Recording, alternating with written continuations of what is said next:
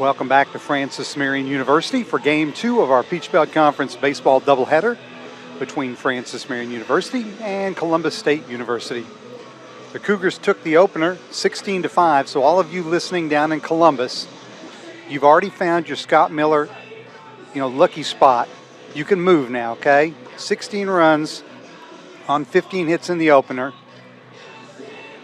It's time for the Patriots to score some runs here in game number 2.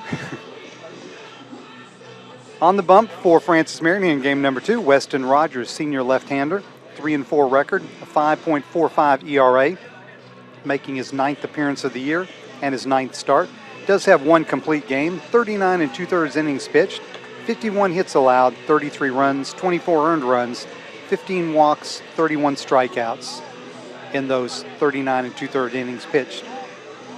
The Columbus State lineup, much as it was in game number 1, Boughton at short, Brabston in right field, Brooks at catching, Minter at first, Meadows at third, Bullock in left, Nelson is the DH, that's Seth Nelson, McDade at second, Curley in center field, and Tyler Cadenhead will start on the mound for the Cougars. So leading off, Isaac Boughton, 350 average, 9 home runs, 32 RBIs, and a 452 on base percentage. First pitch comes in at 4:21 p.m., 73 degrees, mostly sunny, slight breeze out of the south-southeast.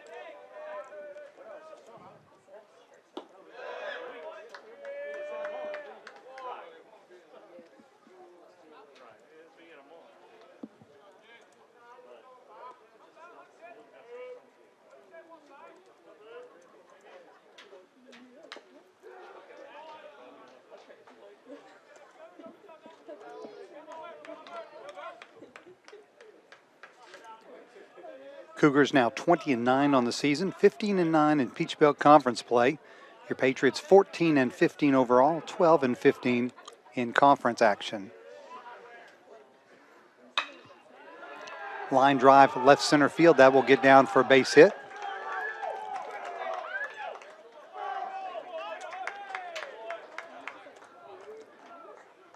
Boughton was the one player that the Patriots handled in the opener today, as he went 0 for 5, did score a run.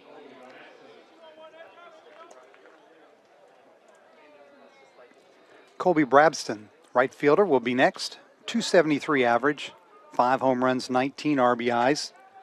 3 for 5 in the opener, with 3 runs scored and 1 driven in.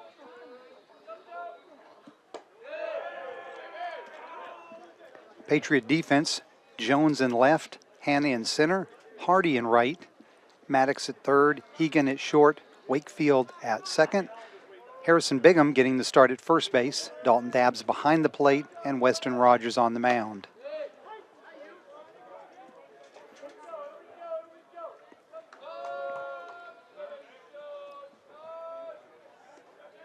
Francis Marion women's volleyball team looking for the sweep of Lander, leading 16-15 in set number 3 after winning the first set 25-10 and the second set 27-25. Not so good news on the softball front. Patriots playing down at Columbus State. The Cougars won the opener 10-2 and lead 4-1 in the top of the second in game number 2. Taylor Flory in the circle for Francis Marion in that second contest.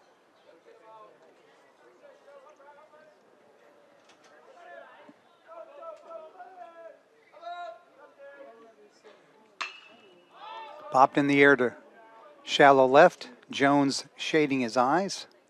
Makes the catch for out number 1. That'll bring up Robert Brooks, the catcher. Batting .367, 15 home runs, 37 RBIs, a .500 on base percentage.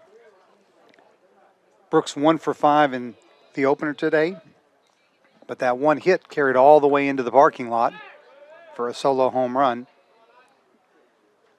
Just missed a second home run as he flew out to the wall in right center.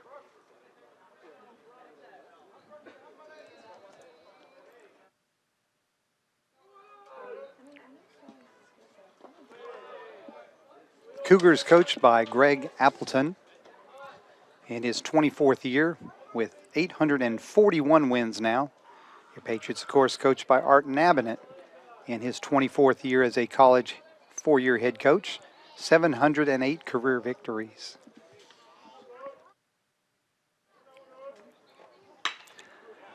Hitting the air to right field, Hardy retreats a few steps, makes the catch for out number 2.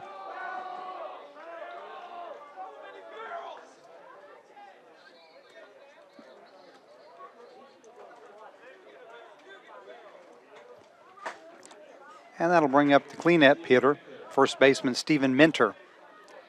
Sophomore's batting .302, 11 doubles, 8 homers, 28 RBIs, and a .345 on-base percentage.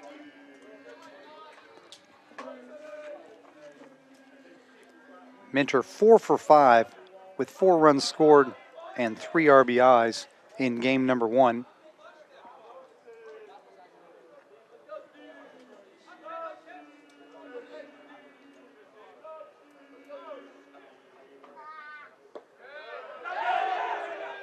That pitch gets behind Dalton Dabbs, and Boughton will advance to second on the passed ball.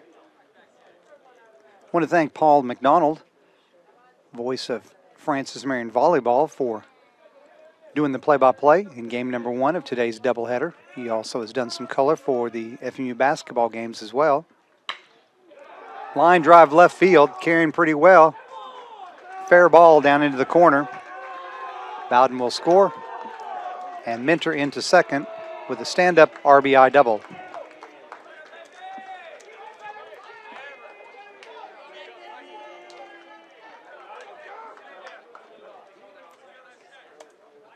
So the Cougars lead 1-0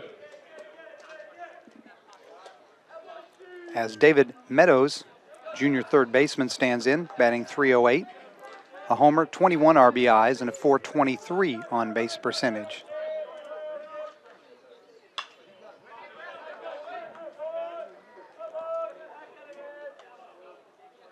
Patriots wearing their blue tops with red numerals and the FM logo on the front. Cougars with the gray pants, red tops, blue lettering.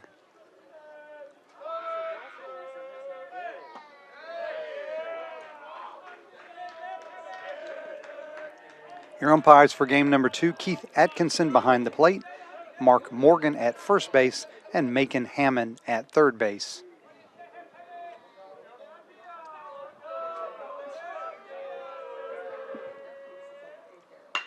Line drive right field, that will get down in front of Hardy for a base hit.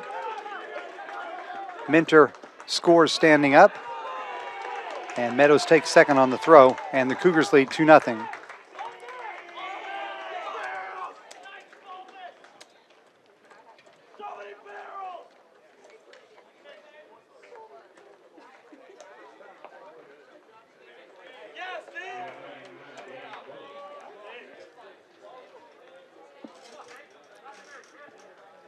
Dane Bullock, senior left fielder, will be next for CSU.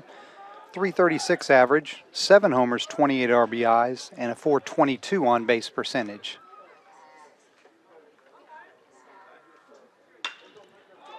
High fly ball right field. Hardy should handle this one. He does for out number 3. But the Cougars scored 2 in the top of the first on 3 hits. We head to the bottom of the first. This is the Patriots Sports Network.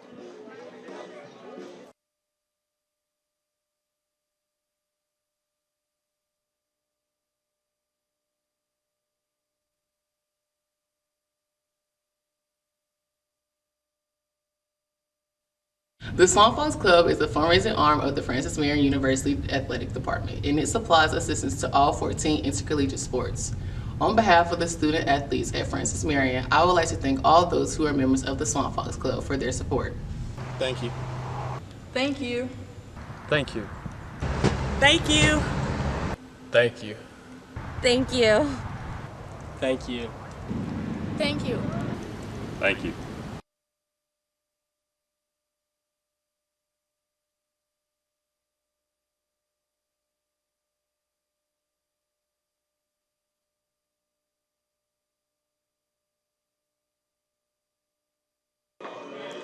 What makes a campus a home? At Francis Marion University, it's 836 acres spread across 3 campuses. FMU has the most diverse and exciting campus in South Carolina. No matter where you want to be, you are there at Francis Marion University. Well, on the hill for Columbus State here in game number 2, senior right-hander Tyler Cadenhead. Cadenhead out of Omaha, Georgia, and a product of Glenwood School, 5'11" right-hander. 2-2 record, 4.35 ERA. This is his 8th appearance, his 7th start of the season. 31 innings pitched, 26 hits allowed, 19 runs, 15 of those earned, 20 walks, 33 strikeouts, and opponents are batting .226 against the senior right-hander. Leading off for Francis Marion, center fielder Bill Hanna, batting .271, a homer, 12 RBIs, .339 on base percentage. Leads the Patriots in stolen bases. He's 8 out of 10. He is one of 9 seniors that will be recognized on Tuesday before the single game against Georgia College. That's a 4 o'clock first pitch.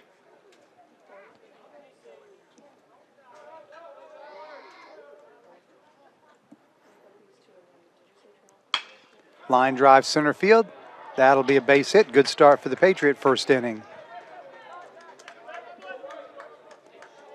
Hanna led off game number 1 today with a base hit and eventually came around to score a run on a RBI single by Darius Nobles.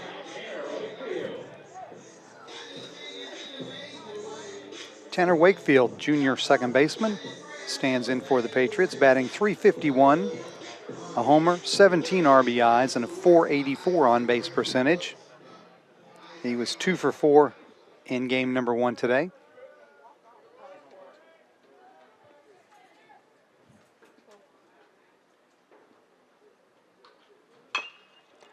Slow chopper to third. Meadows fields, throws to first in time to get Wakefield, and Hanna moves to second on the play. Nice play by Meadows on the slow chopper to third. Basically the equivalent of a swinging bunt.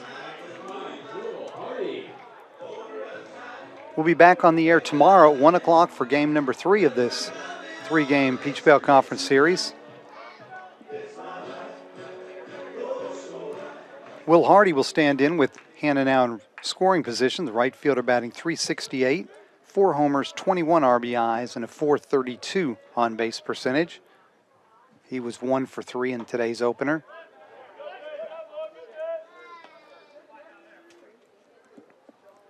Again, want to thank the Media Center staff for their working the game today. Caleb Reeves and Julia Fulmore doing the directing. Deasia Griffin, Darrell Bell, and Naquan Jordan on the cameras.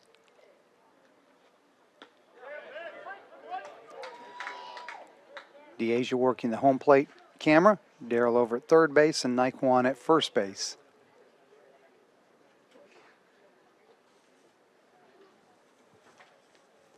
One count to the South Florence product, Will Hardy. Ground ball to deep short. Throw across, not in time, so base hit for Will Hardy. Hanna moves to third on the play. That one slicing away from the shortstop Boughton as he fielded deep in the hole. And his throw not in time to get the speedy Hardy at first base. So Darius Nobles will bat now with runners on the corners and 1 out. Nobles, senior DH, batting .361, 5 doubles, 4 homers, 23 RBIs, and a .460 on base percentage. Mentioned that he was back in the Patriot lineup today after missing 6 games with an injury. And he promptly singled home a run in his first at-bat.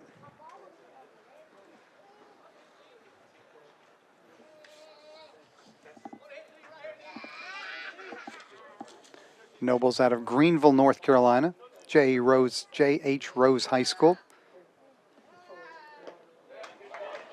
Transferred to Francis Marion from Lewisburg College.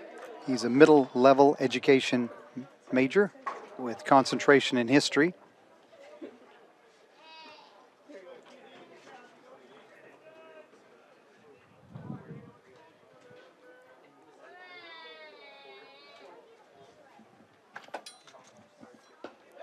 Swings and misses at that, and he's a quick strikeout victim for Caden Head.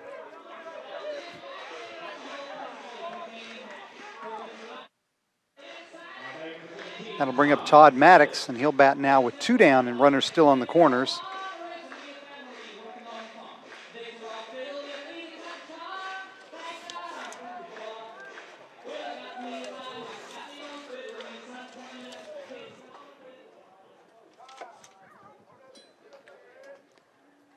Maddox batting .378.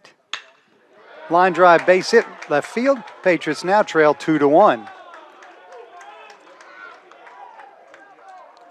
So the RBI single through the left side by Maddox plates Hannah. Hardy moves to second on the play. And Maddox has extended his streak of safely reaching base to 38 games now, and that dates back to last season.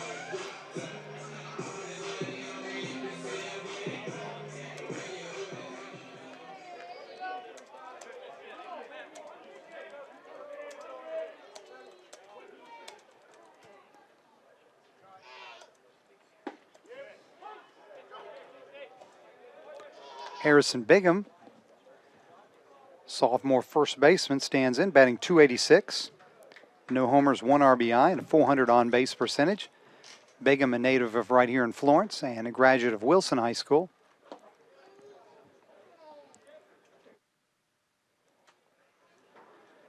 Bigham got brought up, called up, whatever you'd like to say, from the JV squad 2 weeks ago and has worked his way into the Patriots starting lineup now.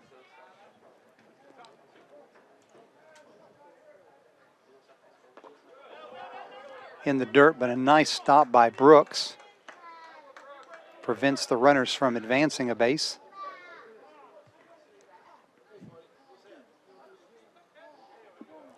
Home plate umpire Keith Atkinson will brush off home plate and give Brooks a chance to catch his breath after sacrificing his body to keep that ball in front.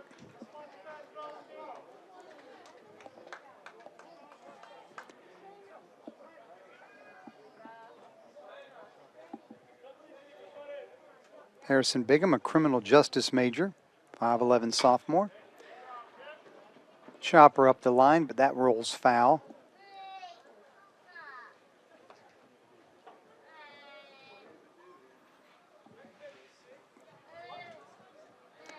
Head coach Art Nabbit handling the coaching duties down the third base line. Trey Chapman, former Patriot first baseman, handling duties at first. 2-2 pitch upcoming from Cadenhead. Jack Hegan, shortstop, is in the on-deck circle and will bat if Bigham can extend the inning.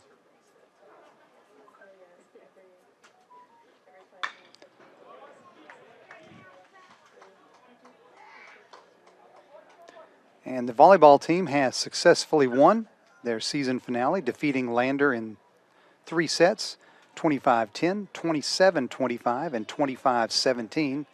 That was played over in Greenwood, South Carolina this afternoon. Freshman Lexi Albright led the Patriots with 14 kills. Fly ball, left center field. That's going to drop for a base hit. 1 run will score. Maddox moves around to third, and Bigham has tied the contest with an RBI single to left center.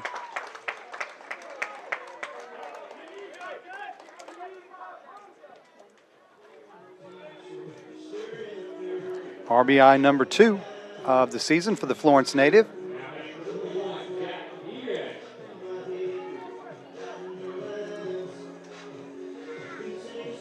Jack Hegan, the shortstop, will bat with a .300 average, 2 homers, 16 RBIs, and a .344 on-base percentage. Hegan 0 for 4 in today's first contest. He batted once with runners on second and third and 1 out and just hit an absolute atom ball right at the Cougar first baseman, who didn't have to move to make the catch.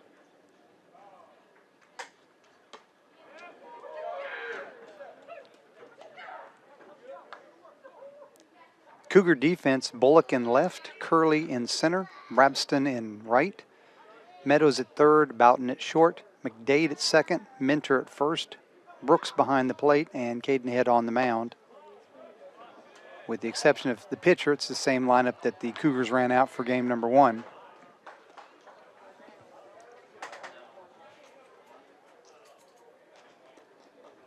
Going back to the volleyball, in addition to Lexi Albright's 14 kills, Kayla Arthur and Alyssa Hansen with 9 kills apiece. Setter Kaylee Gillespie, 35 assists and 8 digs. High fly ball right field. Brabston settles under it and makes the catch for out number 3. But the Patriots rally. They match the Cougars 2 spot with 2 in the bottom of the first. We played 1 full inning. Francis Marion 2, Columbus State 2. This is the Patriots Sports Network.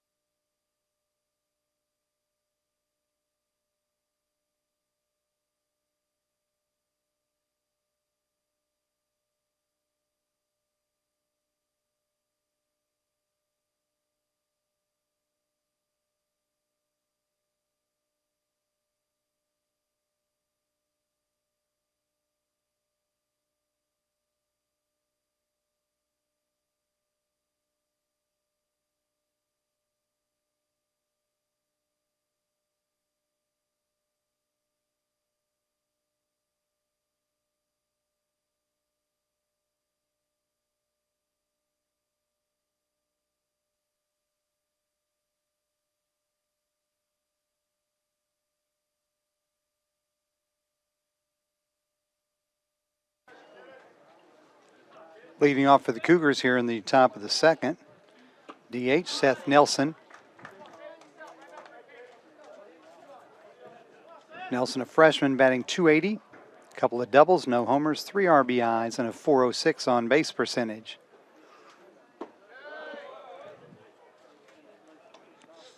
Nelson did not play in game number 1 today. He's out of Leesburg, Georgia, and Lee County High School.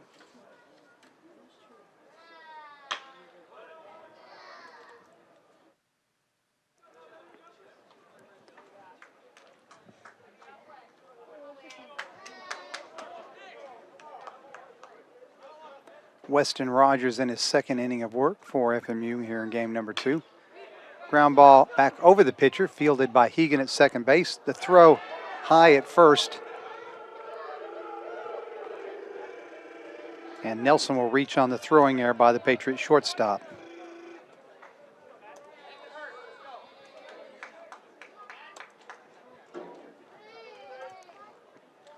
Matthew McDade, second baseman, stands in with a .250 average, 10 doubles, a homer, 26 RBIs, and a .322 on base percentage. McDade 1 for 2 with a run scored and 3 driven in today's opening contest.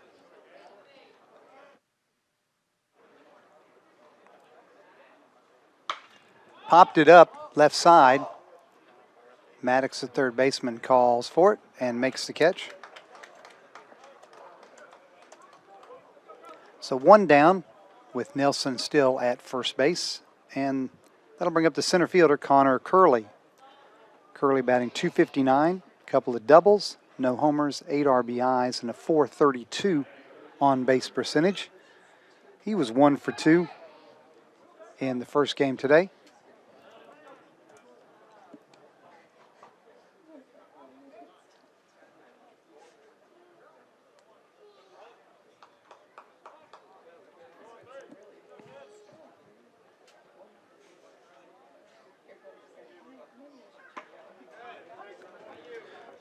Weston Rogers, the Patriot pitcher, 6'2" senior southpaw from Mullins, South Carolina, and a product of Lakeview High School. He played one season at Florence Darlington Technical College before transferring to Francis Marion, where he's in his third year as a Patriot.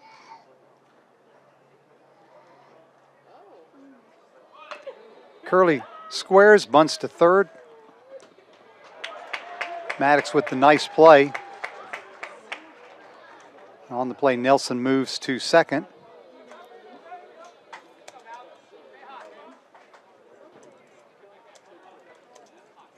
Credit Curley with the sacrifice bunt, although for all intents and purposes, he was bunting for a hit on that particular play. But it goes as a sac bunt with Nelson moving down to second with 2 outs now for the leadoff man, Isaac Boughton.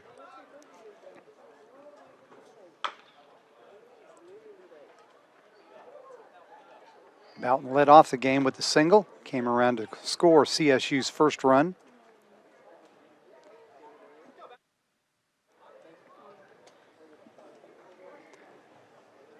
Season average now up to .355 after that first inning base hit.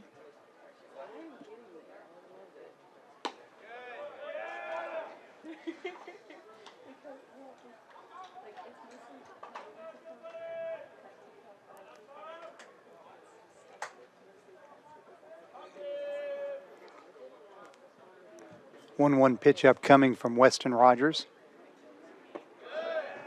Misses low and inside.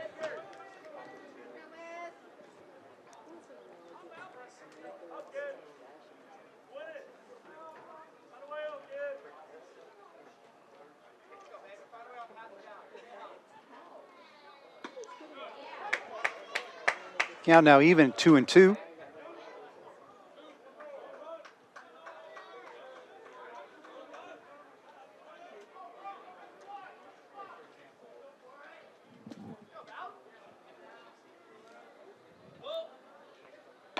Off-speed pitch misses outside, so the count has run full to the Cougar shortstop.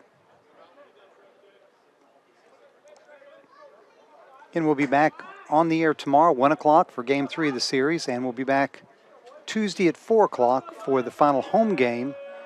That's against Georgia College. Ground ball to Hegan at short. Throw it first, in time to retire Boughton. So the Cougars pick up a base hit, but they strand a runner at second. We head to the bottom of the second. Francis Marion 2, Columbus State 2. This is the Patriots Sports Network. The world is changing, and Francis Marion University is leading the way as it prepares the young men and women for the future. We've added 5 new classroom buildings and 13 new academic programs in the past 6 years, and more are on the way. We're preparing to build a new environmental research center. We're expanding programs in engineering, business, education, healthcare, and the arts and sciences, and we're adding new fields when they're needed. When tomorrow comes, we'll be ready. Best of all, our students will too.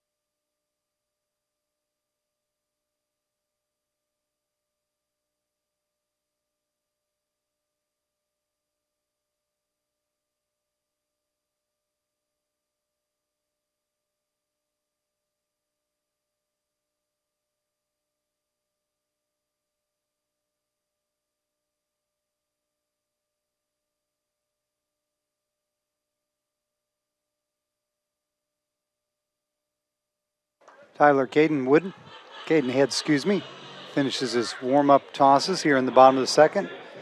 He will face Jones, Dabbs, and Hanna, 8, 9, and 1 in the Patriot lineup.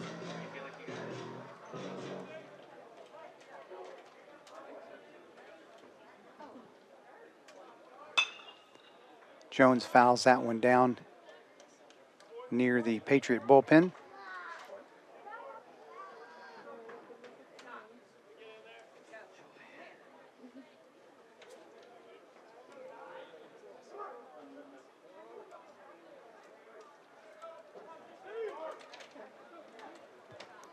Jones batting .278 on the year.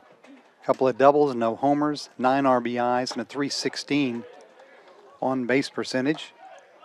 Jones 0 for 3 in game number 1.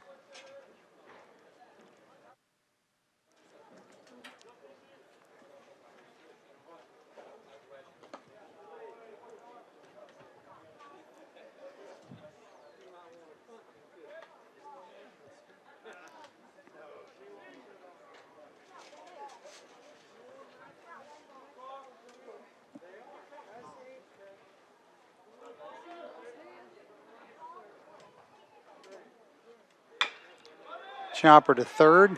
Meadows fields and retires Jones for out number 1. That'll bring up the catcher, Dalton Dabbs. The junior is batting .192. A couple of doubles, a homer, 6 RBIs, and a .236 on base percentage. Dabbs did not play in game number 1. He's a 6-foot right-handed hitting junior out of Sumter, South Carolina, and Wilson Hall. He's majoring in business here at FMU.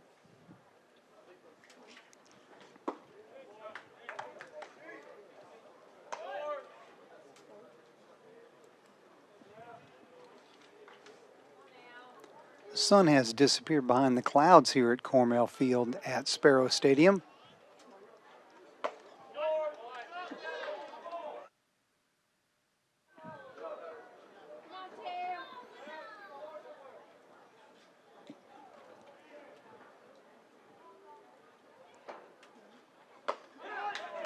And Caden Head makes quick work of Dabbs for out number 2. That'll bring up the leadoff man, Bill Hanna. Hanna led off the FMU first with a single, came around to score the first Patriot run.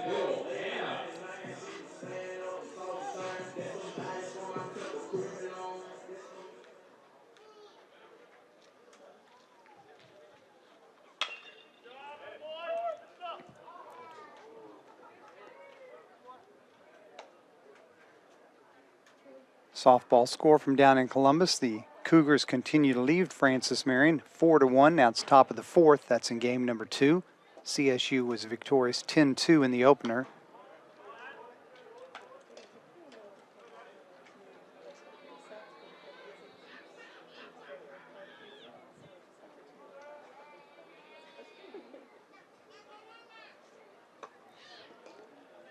For you Francis Marion supporters listening, watching online, please put down May 24th. May 24th, that is the date of the Swamp Fox Club benefit auction. It'll have both a live and a virtual online component. Start at 6 o'clock down at the Performing Arts Center downtown. But that's May 24th, 6 o'clock.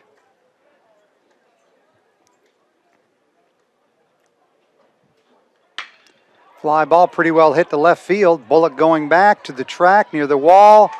It is off the wall. He gets it back in, but Hanna has a stand-up double. Just missed a home run by about 3 feet. It landed on the top of the padded portion of the fence at the base of the chain link part. So 1-out double. Excuse me, 2-out double.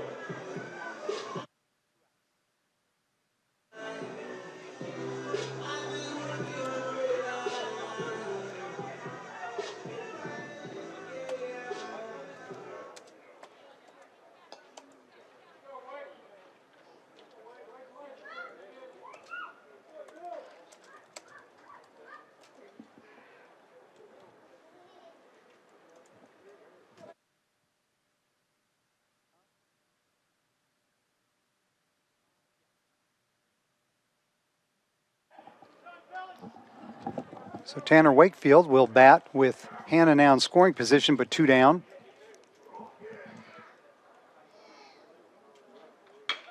Wakefield 0 for 1 with a ground out to third.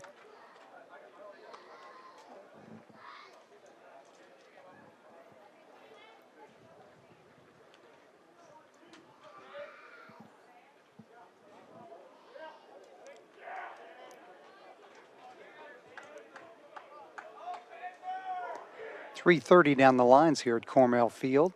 375 to the power alleys and 400 to straightaway center field.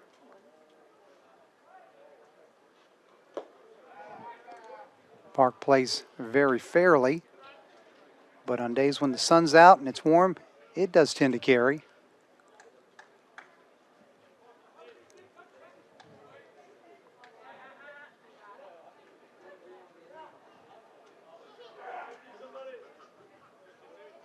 One wood from Cadenhead inside to Wakefield.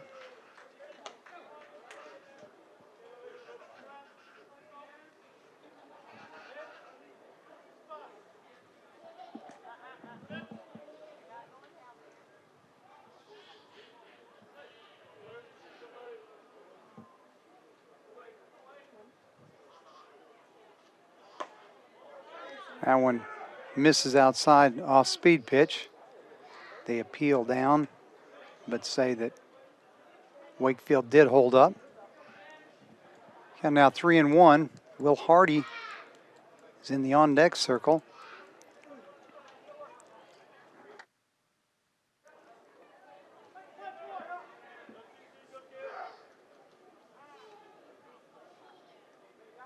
Wakefield asked for time.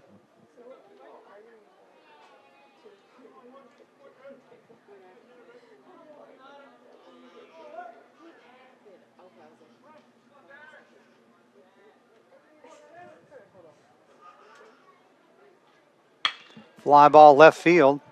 Bullock retreating, stops and makes the catch. Pretty well hit by Wakefield, but Bullock makes the catch for out number 3. So Hanna picks up a 2-out double, but he's stranded.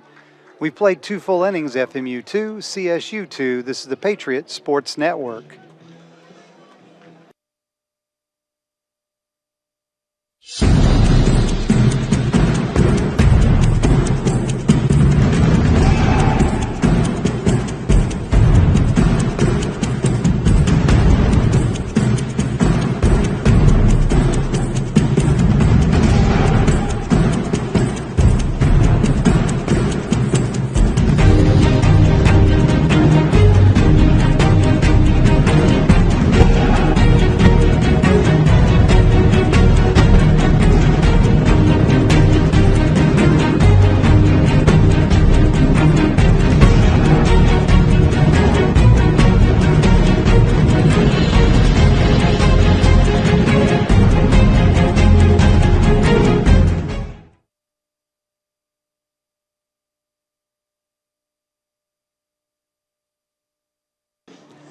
Francis Marion University Athletics would like to thank the following sponsors: Adidas, Circle Park Behavioral Health Services, McLeod Regional Medical Center, Ken Jackson and Remax Professionals, Pepsi, McDonald's, Rains Hospitality including Fairfield Inn, Spring Hill Suites, Courtyard by Marriott, Comfort Inn and Hyatt Place, King Cadillac Buick GMC, McLeod Sports Medicine, Chick-fil-A, CN3 Performance Enhancement, FBI Construction, State Farm and Agent Jim Stewart, Quincy Steakhouse, Little Caesars, La Quinta Inn and Suites, KFC and Arby's, Florence Toyota, PD Electric Cooperative, Sparrow and Kennedy Tractor Supply, Western Sizzlin Steakhouse, the State Credit Union, and Zaxby's. Brabson, Brooks, and Minter, 2-3-4 in the CSU lineup to bat here in the third. Brabson 0 for 1 with a fly out to left field.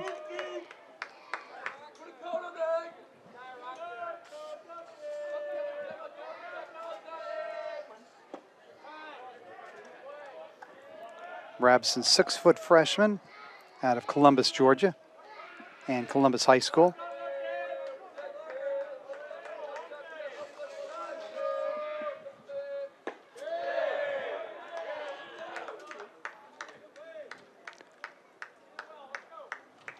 Weston Rogers now at 31 pitches as he works here in the third inning, giving up 3 hits, 2 runs, both of those earned, no walks, no strikeouts.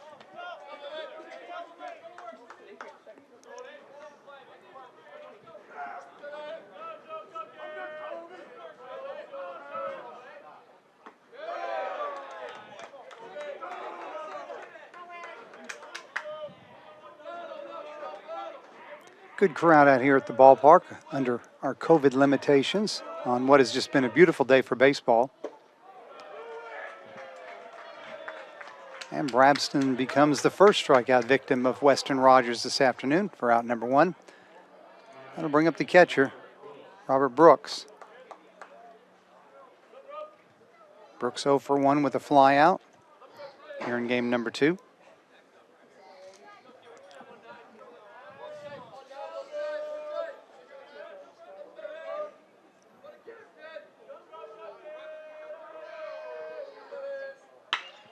Ground ball to Maddox at third. Long throw across the diamond. Dug out by Bigham at first for out number 2.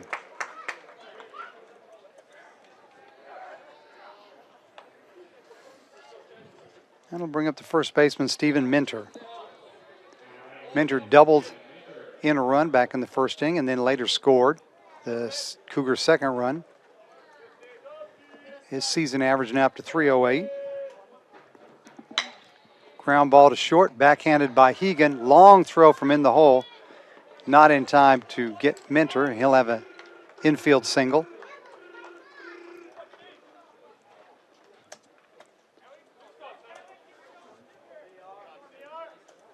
And we'll bring up David Meadows. Meadows an RBI single back in the first inning. Meadows out of Vidalia, Georgia, is a transfer from South Georgia State College, 5'11 junior. Runner goes, they've got him picked off. The throw down to second, in time to retire Minter. Caught stealing, picked off 1-3-6. That ends the Cougars' top of the third. We head to the bottom of the third, still tied at 2-2. This is the Patriots Sports Network.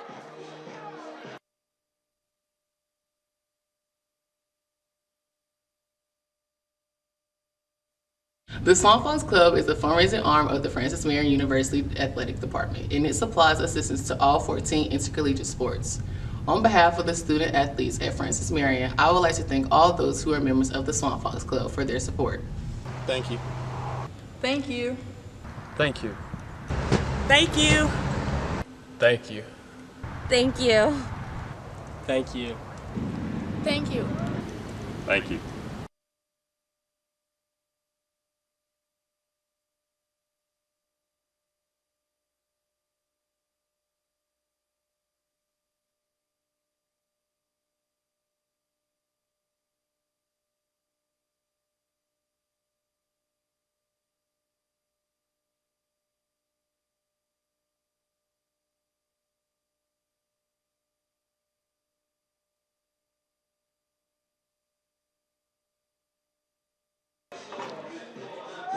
Hardy, Nobles, Maddox, 3, 4, and 5 in the FMU lineup.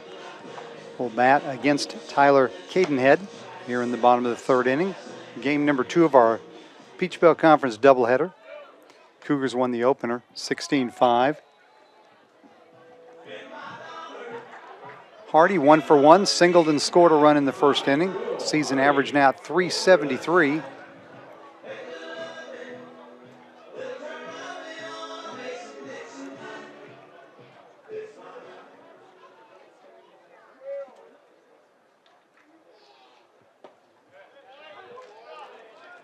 First pitch from Cadenhead, called strike 1 on the outside corner.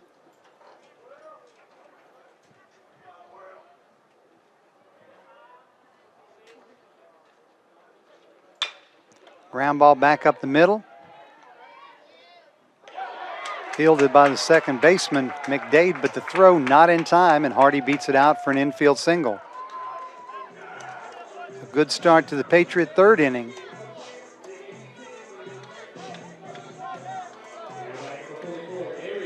Darius Nobles, the DH. 0 for 1. Struck out in the first inning. His season average now at 357.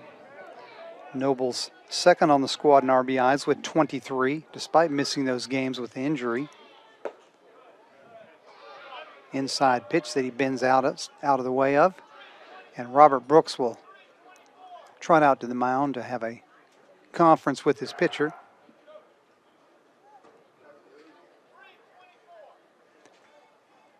Again, we'll be on the air tomorrow, 1 o'clock, for game number 3 of the series.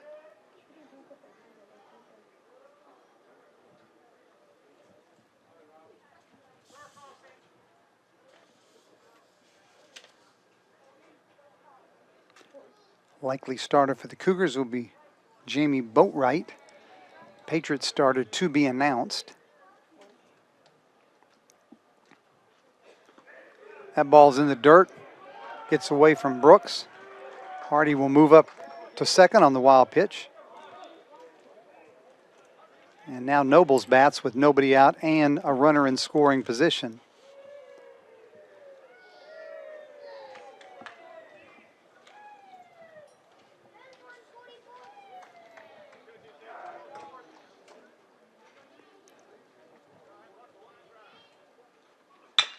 Ground ball, short up it, short.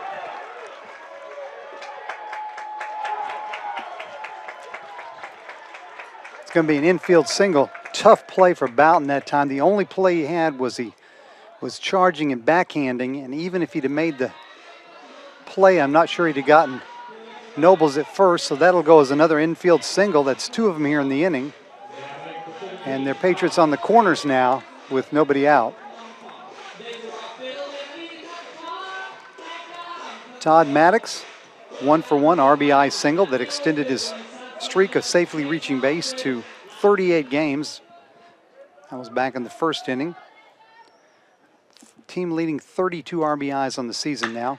Line shot inside the third base bag. That's a hit. Down, will rattle around in the corner.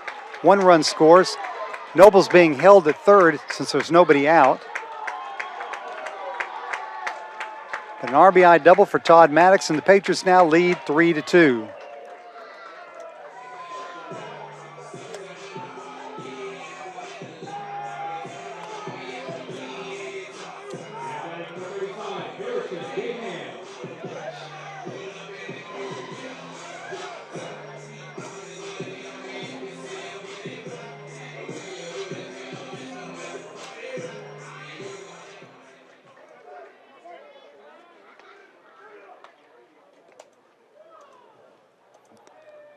That'll bring Greg Appleton out of the Cougar dugout to talk with his hurler before Harrison Bingham can stand in. RBI number 33 of the season for Todd Maddox.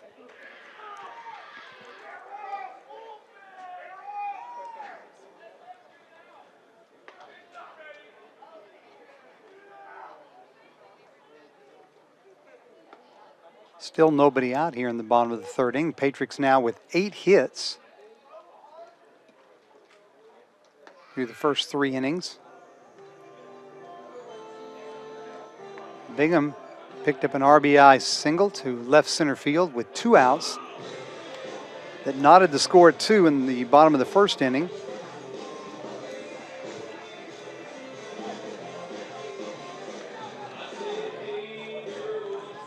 So Cadenhead back on the mound. Brooks retreating back behind the plate after he gives signals to his infielders.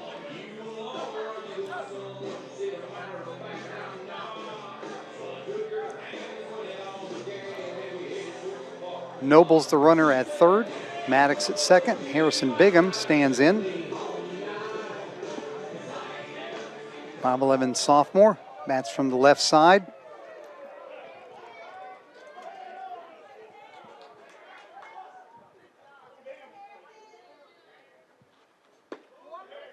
Outside corner called strike 1.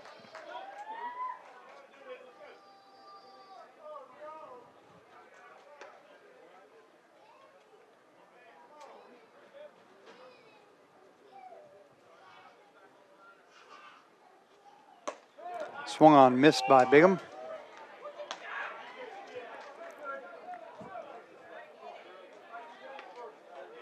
We've seen in previous at-bats that Bingham does like to go the other way. He's got a big hole between short and third. If he can steer one that way.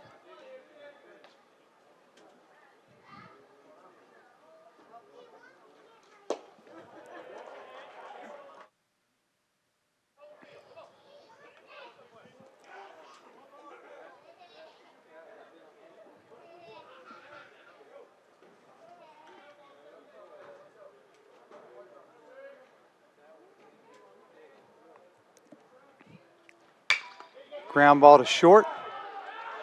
Bobbled by the shortstop, but he recovers in time to get Bigham. But credit him with an RBI ground out as Noble scores from third. Maddox moves to third, and the Patriots lead 4-2.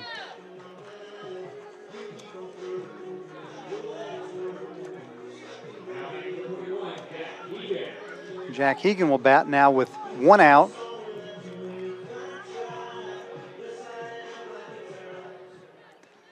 And Maddox now the runner at third. Hegan 0 for 1 with a fly out.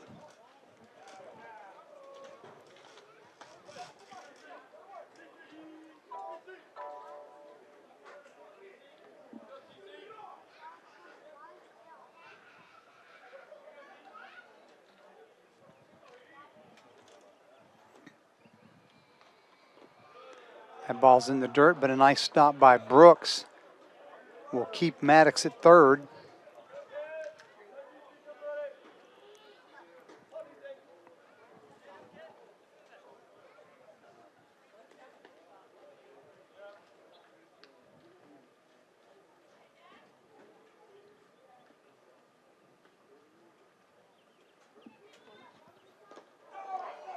Outside, waved at by Hegan.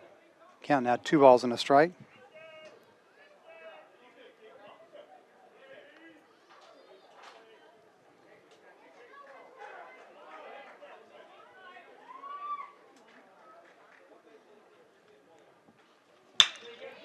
Ground ball left side, that'll get through for a base hit, and the Patriots lead 5-2.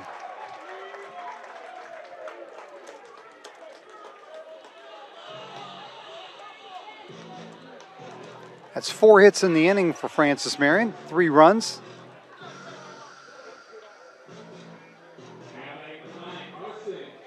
Carson Jones will come to the plate. Jones 0 for 1 here in game number 2. 0 for 4 in the doubleheader. This would be a good time to pick up his first knock.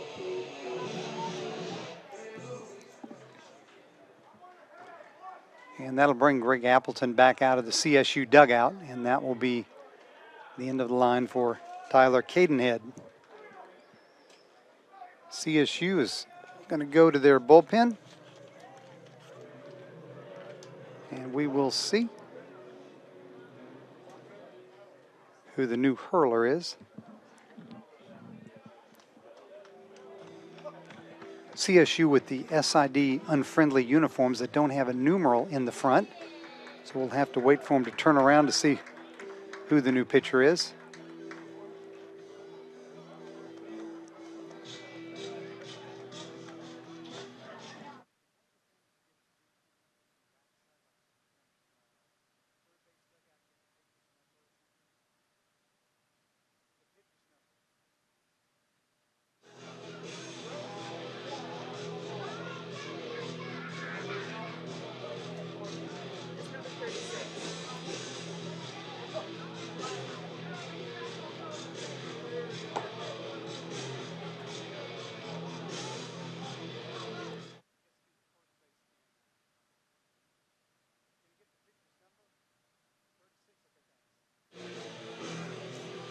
So the new pitcher for Columbus State,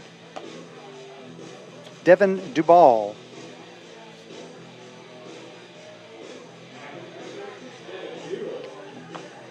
.62 junior right-hander out of Sterling Heights, Michigan, a transfer from Macomb Community College.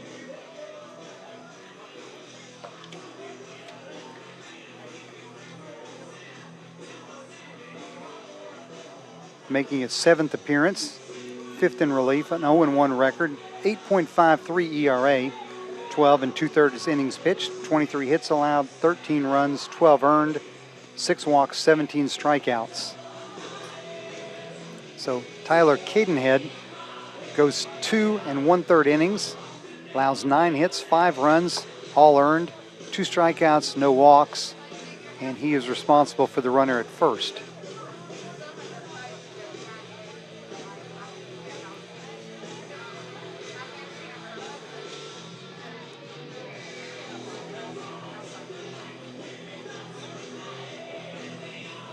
Dubal forgive me if I'm mispronouncing it, whether it's Dubal or Dubol. But Dubal will face Carson Jones, Patriot left fielder. 1 out.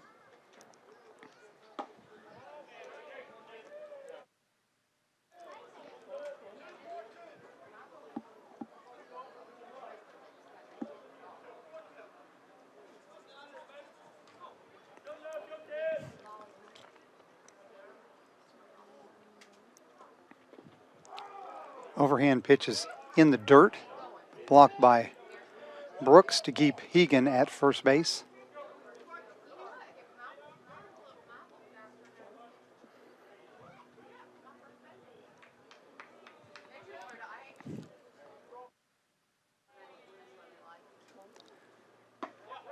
There's an off-speed pitch in there for called strike 1.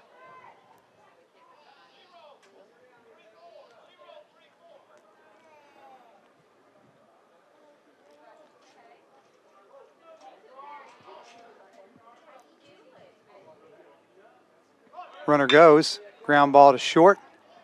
They get the out at second, and the throw to first is in time for the double play. But the Patriots pick up 3 runs. We played 3 full innings. Francis Marion leads Columbus State 5-2. This is the Patriot Sports Network.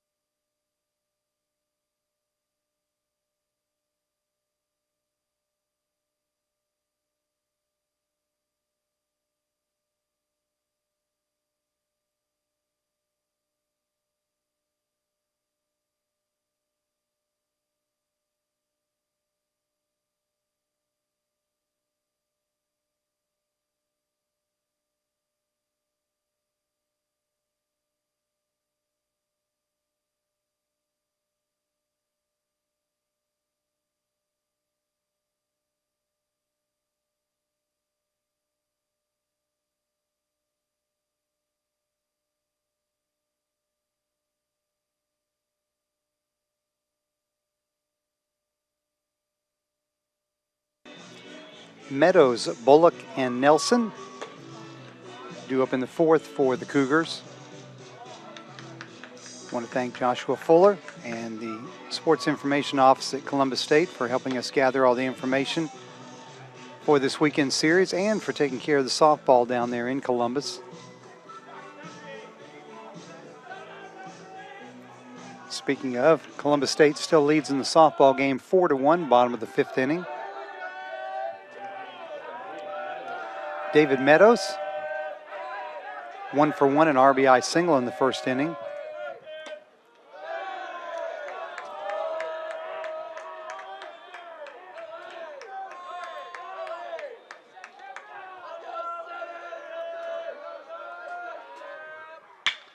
Ground ball through the left side. That's a leadoff single for Meadows.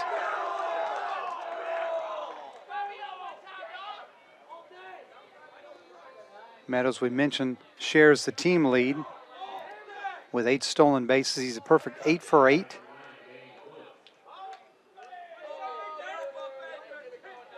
And Dane Bullock will bat.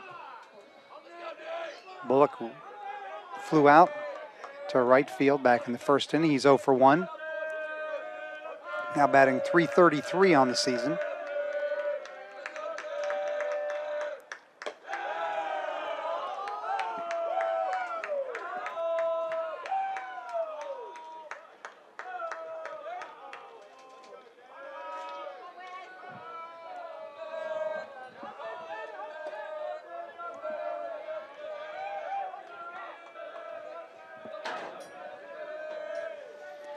.1-0 from Rogers, goes to first instead to chase Meadows back.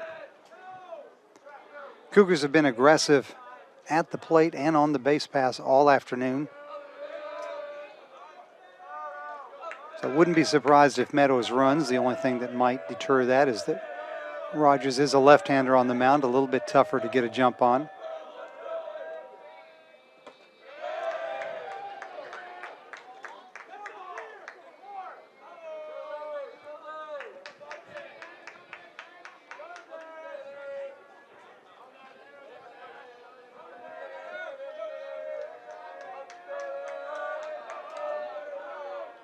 That'll bring Art Nabedin out from the dugout to talk with his senior southpaw.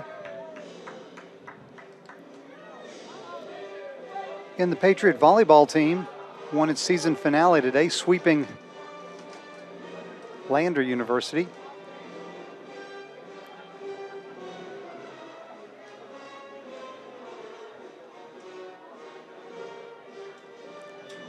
Patriots softball team will also be in action tomorrow. They've got a 1 o'clock doubleheader at Georgia Southwestern State University. You can check the FMU Patriots.com website for links to live stats and live video for that twin bill.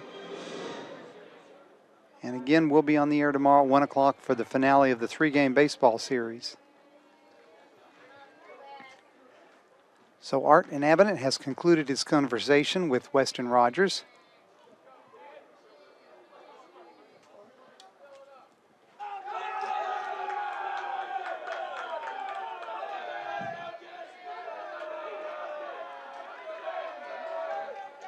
And Bullock stands back in with a 2-ball, no strike count. Nice pitch, Bullock out in front. Foul tipped into the catcher's mitt.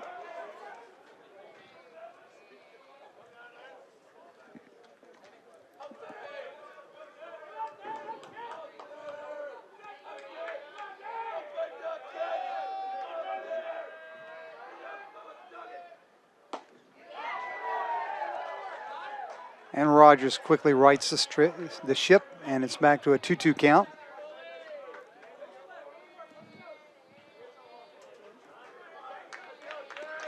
Sky getting a little more overcast here as we play in the 4th inning of game number 2.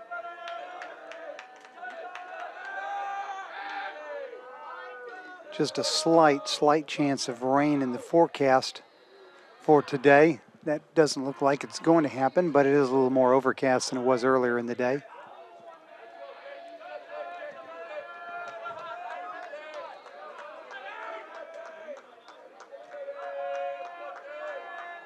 Runner goes. Pitch is grounded through the left side, base hit, so the hit and run works perfectly.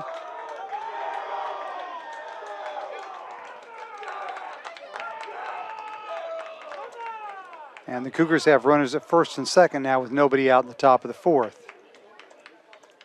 That'll bring up Seth Nelson, the DH. He reached on an error by the shortstop back in the 2nd inning, so he's 0 for 1. Season average at .269.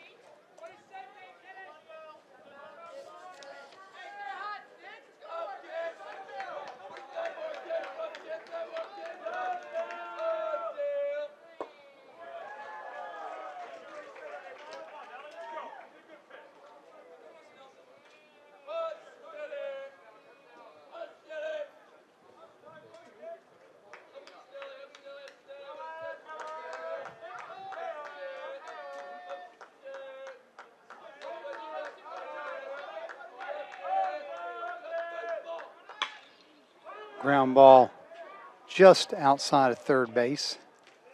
And the count now 0-2. Want to make sure we give a shout out to J.D. Bailey, who's doing yeoman's work in the press box today. Music, PA, and the scoreboard, the trifecta. Appreciate his work.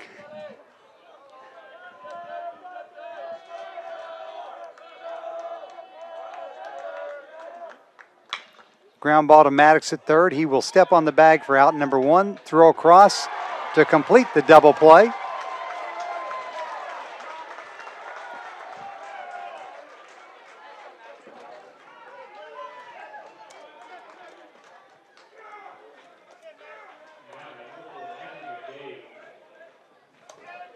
As we mentioned back in game number 1, the Patriots are among the they're second in the Peach Belt and 5th nationally in double plays turned.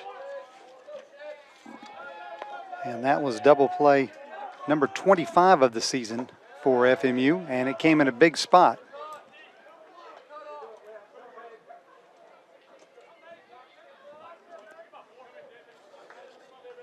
Matthew McDade, 0 for 1, will now bat with Bullock at second, but 2 outs.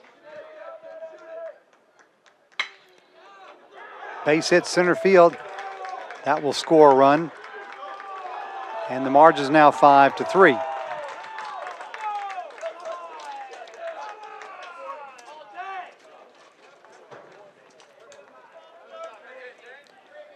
RBI 27 on the season for McDade. And that'll bring up the center fielder, Connor Curley. Curley 0 for 1 with a ground out.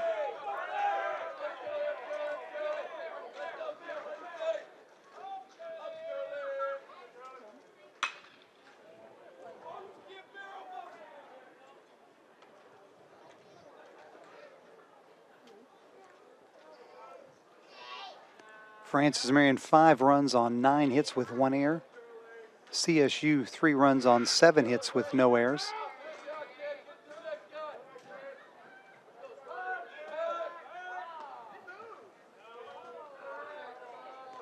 McDade, the runner at first, has not attempted a stolen base this season. And his appearance at first does create a hole on the right side for Curley to aim at, as he's being held on by the first baseman. Rogers quickly jumps ahead, no balls, 2 strikes.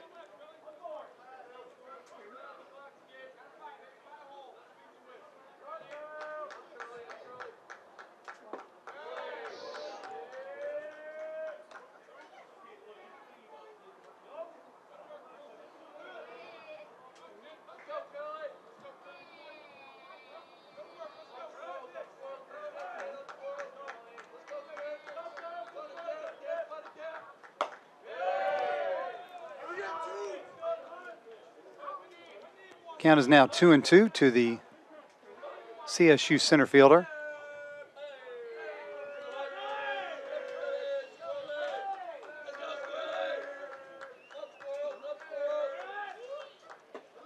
Swung on, missed for strike 3. So the Cougars do pick up 1 run. Could have been a lot worse, save for the double play.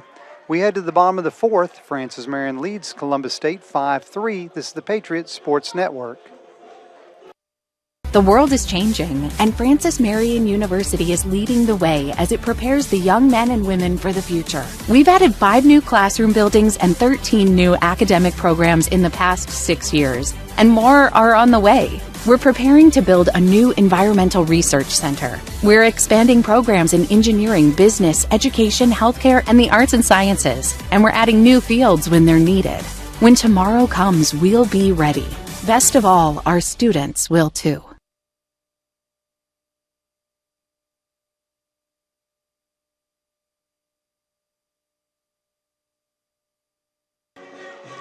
Francis Marion University Athletics would like to thank the following sponsors: Adidas, Circle Park Behavioral Health Services, McLeod Regional Medical Center, Ken Jackson of Remax Professionals, Pepsi, McDonald's, Rains Hospitality, including Fairfield Inn, Spring Hill Suites, Courtyard by Marriott, Comfort Inn and Hyatt Place, King Cadillac Buick GMC, McLeod Sports Medicine, Chick-fil-A, CN3 Performance Enhancement, FBI Construction, State Farm and Agent Jim Stewart, Quincy Steakhouse, Little Caesars, La Quinta Inn and Suites, KFC and Arby's, Florence Toyota, PD Electric Cooperative, Sparrow and Kennedy Tractor Supply, Western Sizzle and Steakhouse, State Credit Union, and Zaxby's.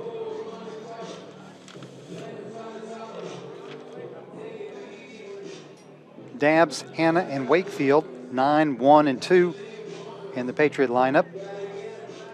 Dabbs 0 for 1, a strikeout victim in the second. As the sun has broken back through here at Cornell Field at Sparrow Stadium.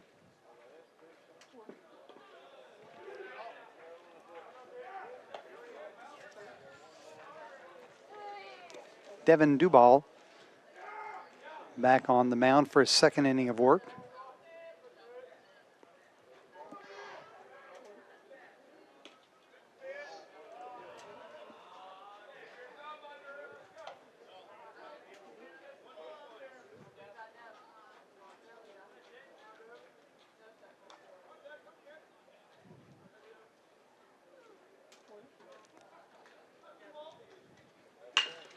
Ground ball to short.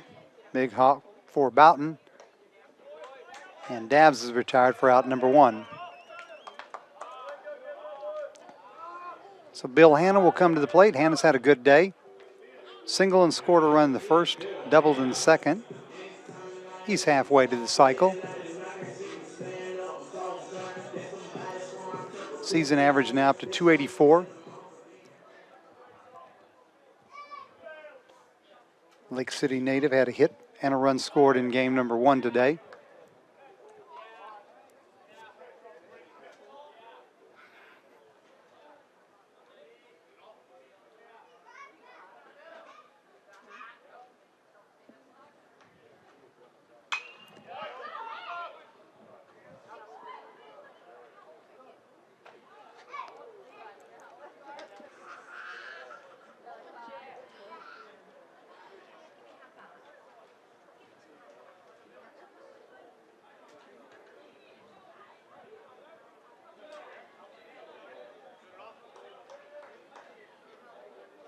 Oh, 2 pitch from Duvall.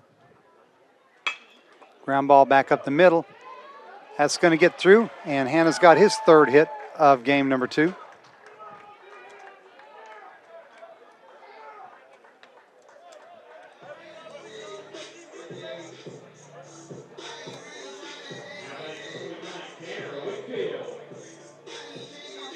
And so for the 3rd time today, the Patriots have their leadoff man on. In each of those innings, each of the 2 previous times, they have scored. Wakefield 0 for 2, a ground out and a fly out.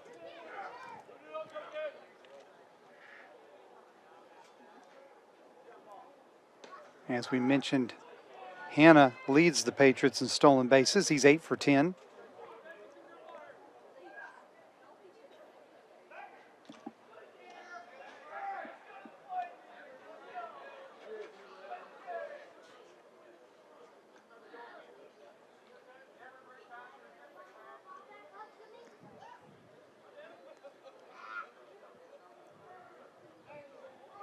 Again, Duvall chases Hanna back.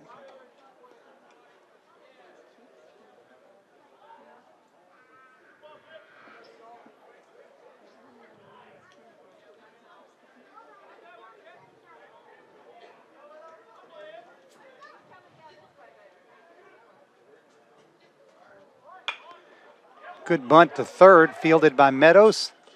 Throw retires Wakefield, but the sacrifice is successful.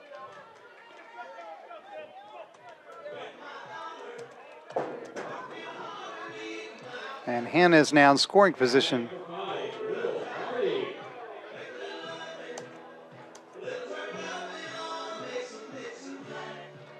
So Hardy will bat now. 2 for 2, pair of singles, pair of runs scored. Hardy 3rd on the team in runs batted in with 21.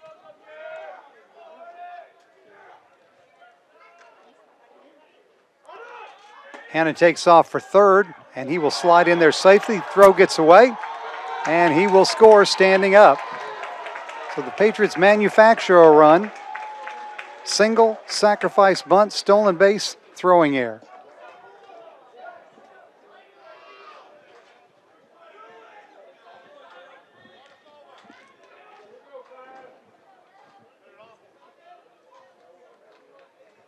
Stolen base number 9 of the season for Hanna, and he continues on home on the throwing error by the catcher, Robert Brooks.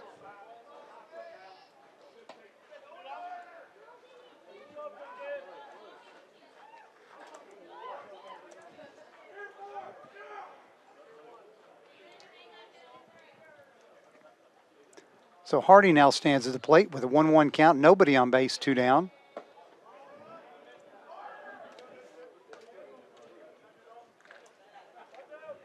Patriots now lead 6-3.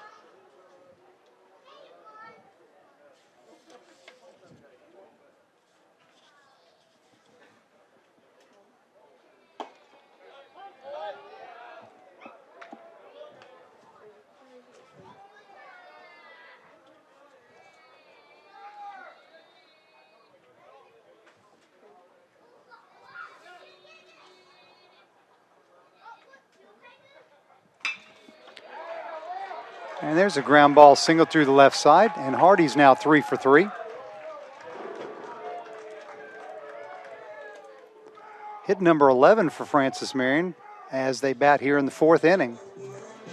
And Darius Nobles will stand in, 1 for 2, single and scored a run in the 3rd inning. And again, every time the Patriots have put their leadoff man on here in game number 2, they have scored in that frame.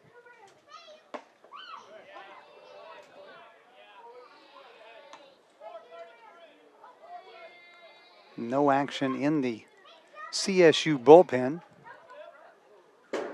So they may look for Duval to eat some innings here.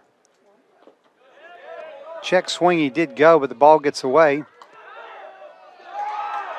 And Hardy is retired at second base, trying to advance on the wild pitch.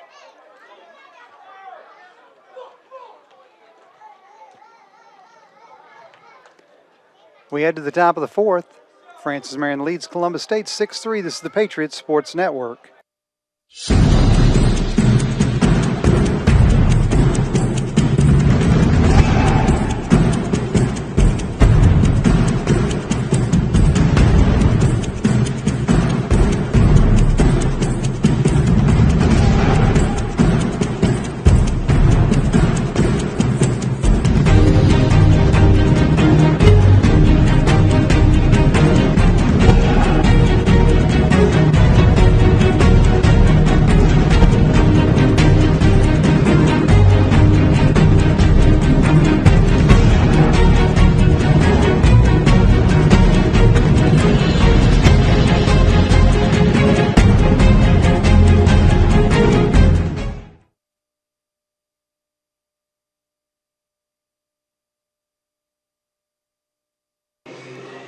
Francis Marion University has been around for more than 50 years, but now more than ever, we're looking to the future. 13 new programs in 6 years, majors in engineering, advanced healthcare, environmental science, and more on the way. New programs that meet the challenges of tomorrow. Your future depends on what you study today, and at FMU, your future is bright. This is Michael Hawkins, the Associate Athletic Director for Communication Services here at Francis Marion. We welcome you aboard on the webcast today. This is Cornell Field at Sparrow Stadium on the campus of Francis Marion University in Florence, South Carolina. Patriots leading Columbus State 6-3 here in game number 2 of our Peach Belt Conference doubleheader. Cougars won the opener today 16-5. So Francis Marion looking for the split. Isaac Boughton, Colby Brabston, and Robert Brooks, the top 3 in the CSU lineup, will face Weston Rogers here in the top of the 5th inning.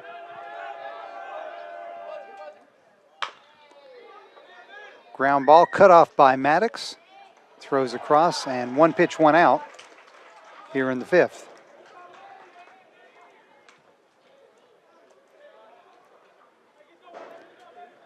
Colby Brabson, freshman right fielder, one of 3 freshmen in the CSU starting lineup. 0 for 2, a fly out and a strikeout. His season average 267.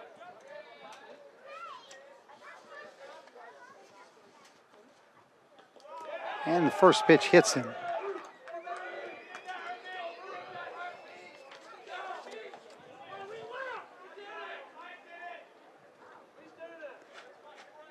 And that'll put a runner on for the catcher, Robert Brooks. Brooks 0 for 2. Fly out and a ground out. Brooks now 1 for 7 in the doubleheader. The 1 home run left the yard and landed in the parking lot behind the left field fence. That was his 15th home run of the season.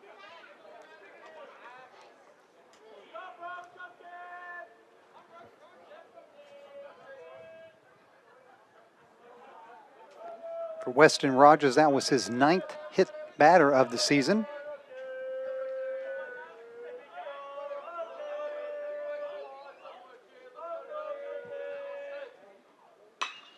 Fly ball down the right field line, hooking foul into the Patriot bullpen.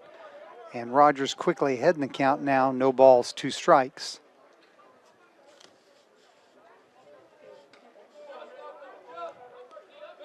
Brooks, 6 foot, junior, out of Marietta, Georgia, Wheeler High School.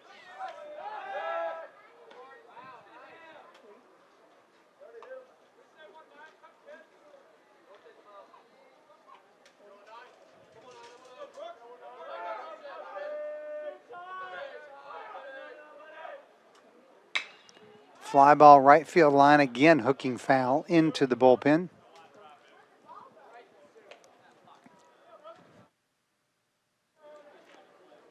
Weston Rogers now up to 58 pitches, 38 of which have either found the strike zone or been put into play.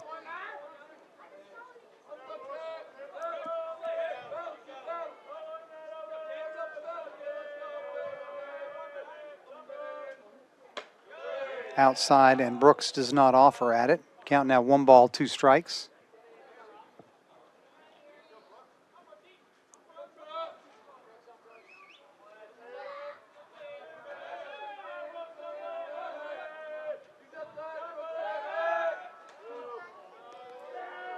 Brabson, the runner at first. 4 for 6 in stolen bases this season. So Rogers keeping an eye on him.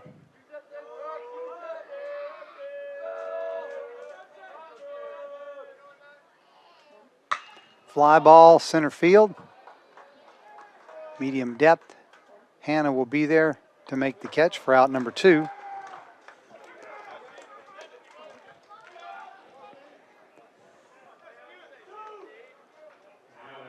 So Brabson remains at first now with 2 outs for the first baseman, Stephen Minter. Minter 2 for 2, RBI double in the first, scored a run, and a single in the third. Season average now up to .313. On the season now, 8 homers, 29 RBIs. Ground ball almost took out the pitcher, so that's a hard single back up the middle. Brabson stops at second, but they're 2 on now with 2 outs for CSU.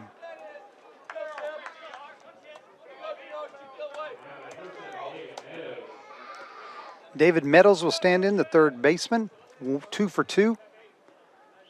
Pair of singles, one of which was a run-scoring single. That's back in the first inning. His season now average up to .319.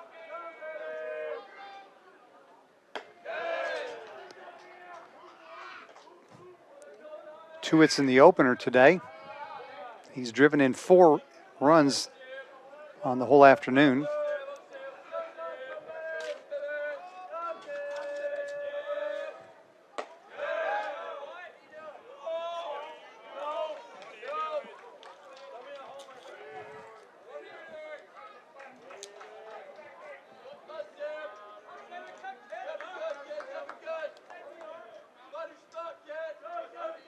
Two-0 offering from Weston Rogers. Outside corner called strike 1.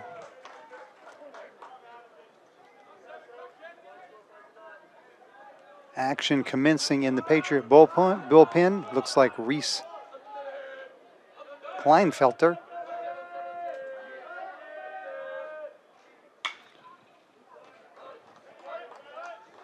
As Rogers battles back to even the count at 2-2.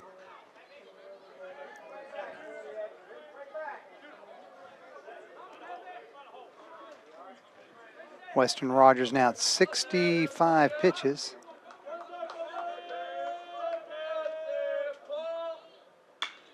Fly ball right side's going to be out of play. Bigham giving chase, but he does not have room.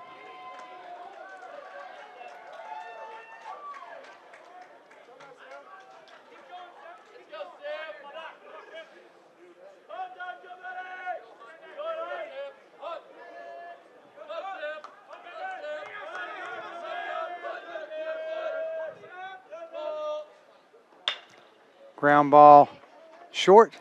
Hegan from deep in the hole. Long throw, not in time. base hit for Meadows. And the bases are now loaded. Bang bang play at first. Some of the Patriot fans thought that that throw might have nipped Meadows at first. Strong throw from Hegan from deep in the hole, but ruled safe by Mark Morgan. And there are now bases loaded with 2 outs for Dane Bullock, senior left fielder.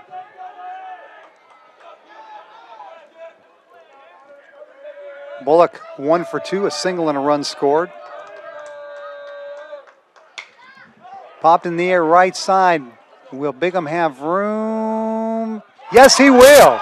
Spectacular catch, leaning over the railing in foul territory for out number 3, possibly the biggest play of the afternoon. So the Cougars leave the bases full, but do not score. We head to the bottom of the 5th inning. Francis Marion 6, CSU 3. This is the Patriots Sports Network.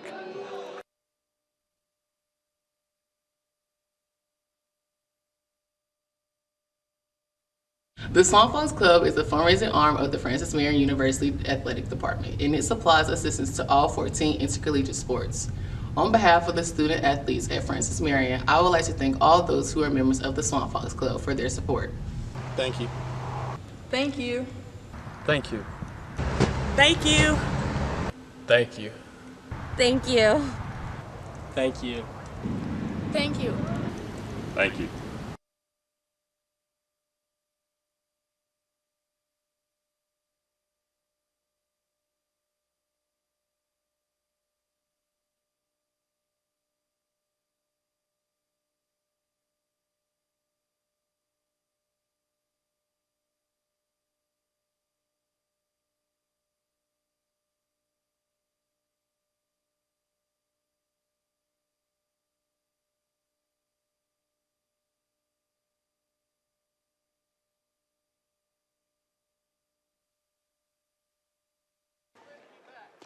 Nobles, Maddox, and Bigham.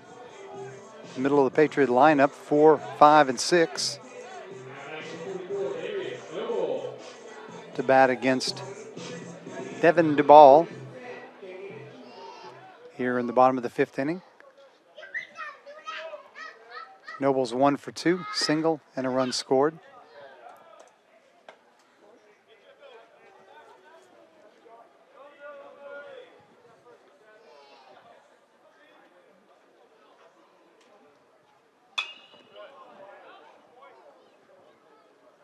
Again, can't overemphasize the defensive play made by Harrison Bigham to end the top of the 5th, reaching over the fence in foul territory to make the catch for out number 3, leaving the bases loaded,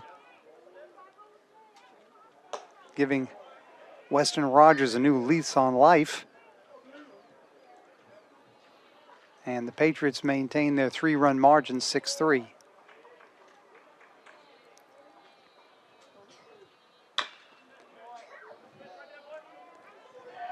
Count to Nobles now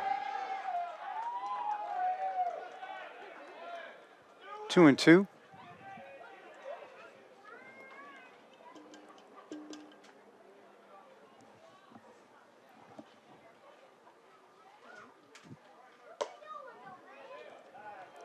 Outside, count has now run full to the Patriot cleanup man. Todd Maddox in the on-deck circle.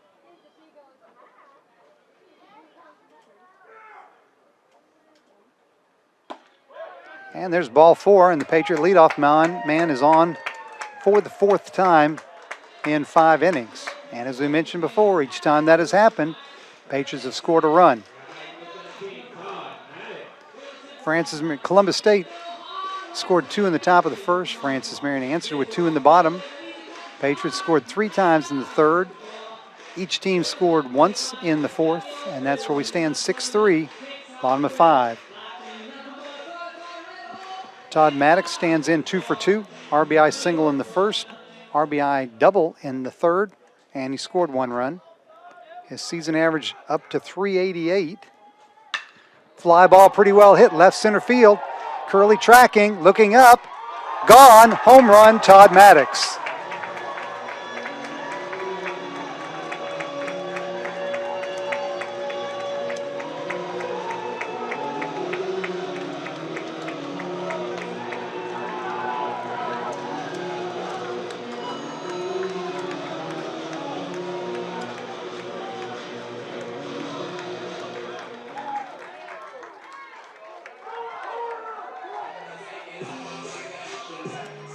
Tail of the tape, 392 feet on that drive to left center field.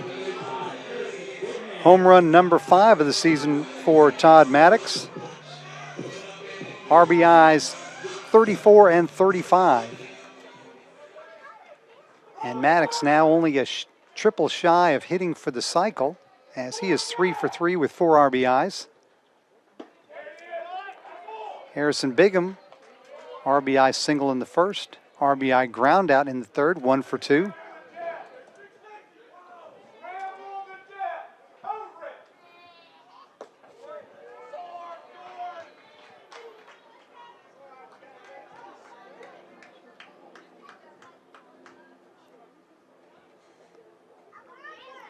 There is some action now in the Columbus State bullpen. Bigham grounds to short, Mountain up, and throws across for out number 1.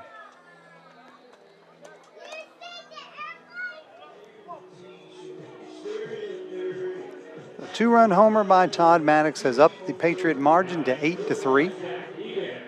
Patriots have scratched in every inning but the second. Todd Hegan, 1 for 2. That hit was an RBI single in the second.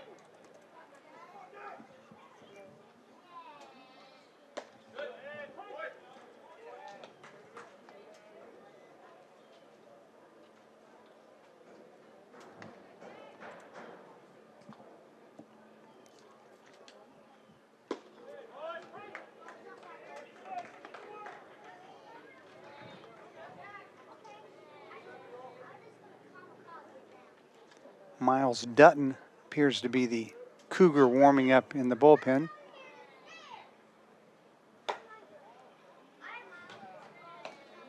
Correction, Colton Joyner is the pitcher getting loose down the third base line, right field, left field line.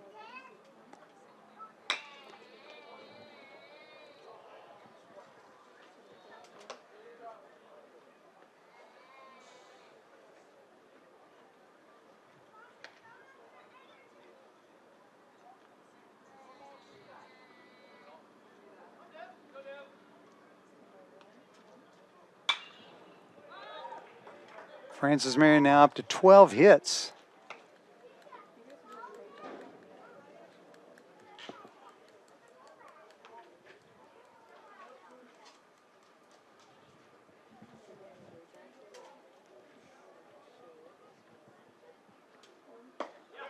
Swing and a miss, and Hegan is a strikeout victim for out number 2.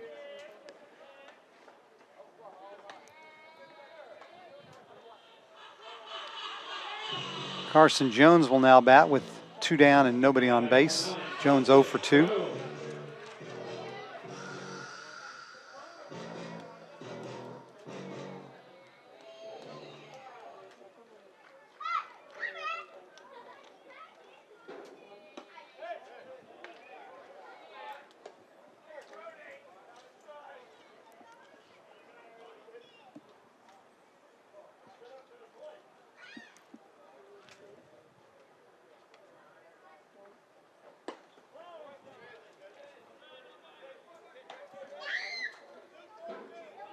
Again, 1 o'clock tomorrow for Game 3 of the series. We'll have it for you here on this Patriots Sports Network.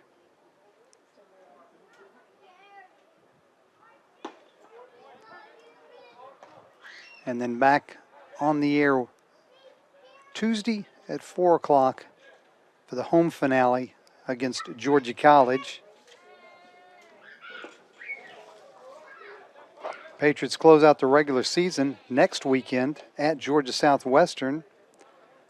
6 o'clock Friday start, and then a Saturday doubleheader at 1 o'clock down in Americus, Georgia.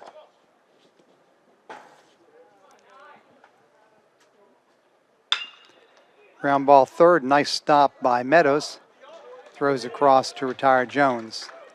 But the Patriots pick up 2 more on the long home run by Todd Maddox. We head to the 6th. Francis Marion 8, Columbus State 3. This is the Patriots Sports Network.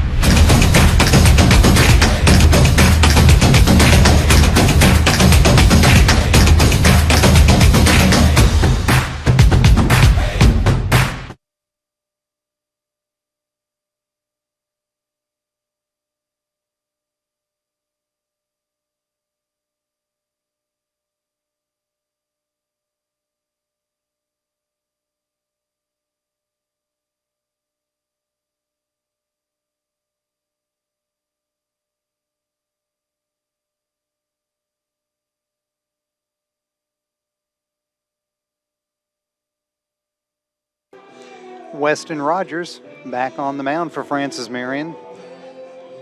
Through 5 innings, 9 hits allowed, 3 runs all earned, 2 strikeouts, no walks.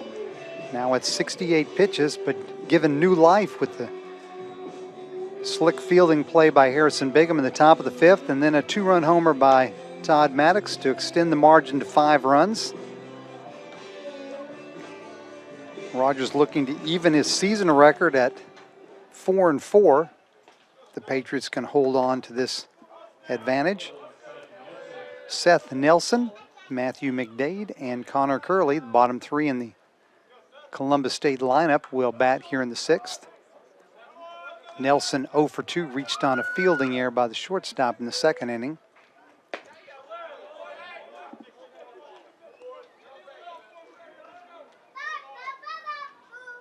There is action in the Patriot bullpen. It is hidden from view from those of us in the press box, but I would have to thank either Corey Paulson or Reese Kleinfelter.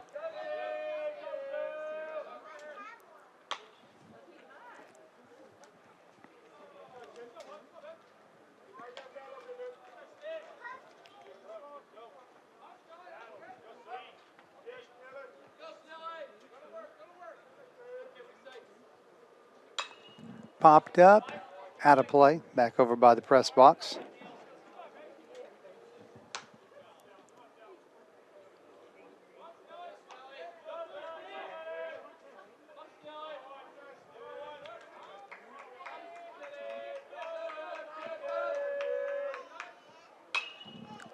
Getting popped foul out of play over by Hartzler Soccer Field.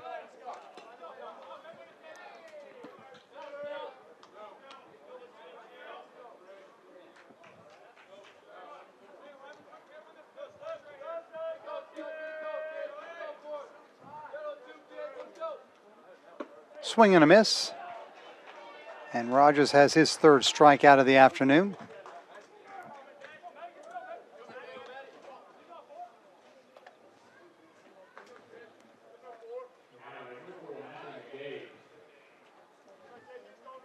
Second baseman Matthew McDade is next. 1 for 2, an RBI single in the 4th.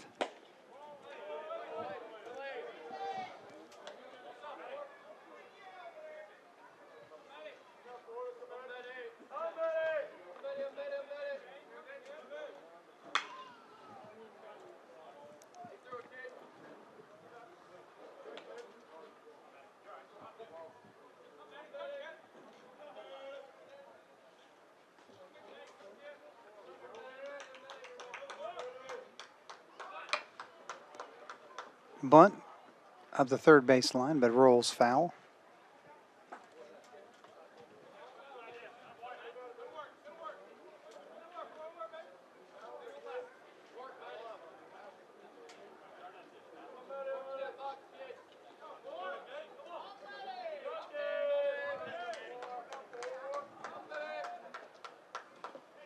Swing and a miss on a ball in the dirt. Dabbs will throw down to first, though, to retire McDade for the 2nd out.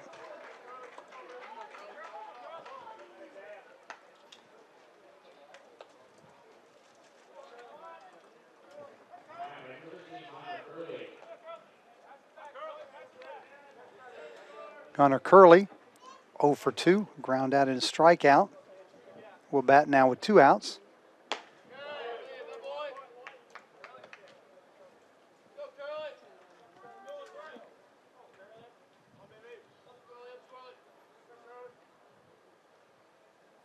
Ground ball at Wakefield, 2nd.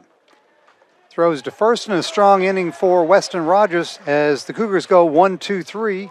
We head to the bottom of the 6th. FMU still leads 8-3. This is the Patriots Sports Network.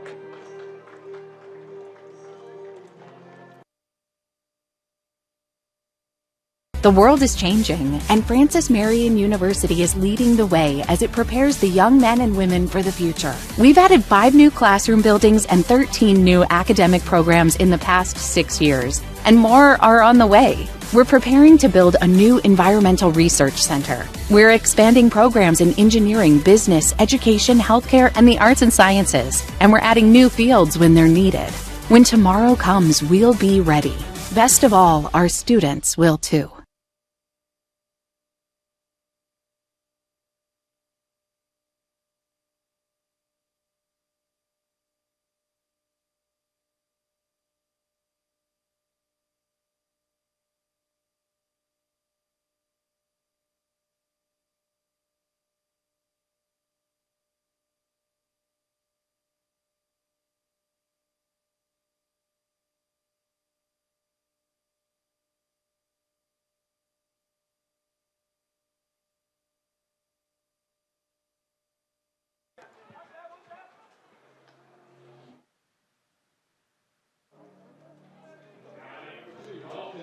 Dalton Dabbs, Bill Hanna, and Tanner Wakefield.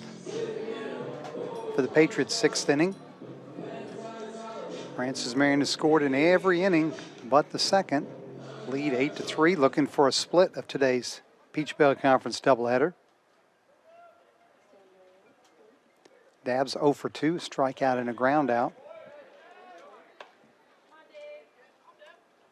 As he is facing Devin Duvall, who is still on the mound for the Cougars.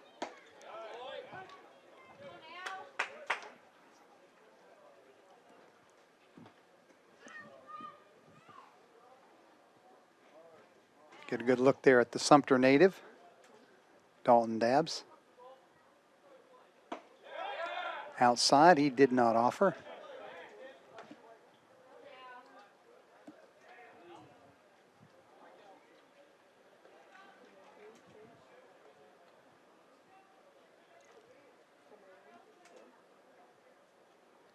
Fly ball, pretty well hit left center field. Curley going back. It's the left fielder on the track, cannot make the catch. Long run for Bullock, had it in his glove for a minute. May have slightly collided with the center fielder Kirby, but he could not hold it. That'll go as a double for Dalton Dabbs. So again, the Patriots have their leadoff man on.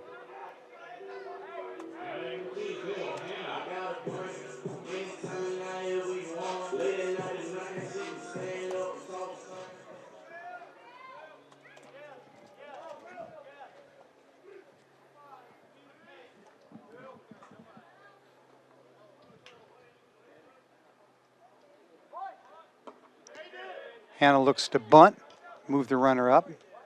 Bunts through it for strike one.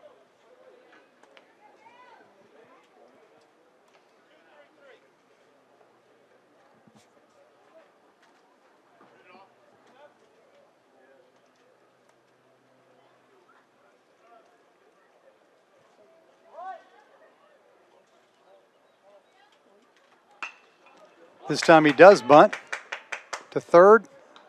Throw across to the second baseman, McDade, and the sacrifice is successful with Dabbs moving to third.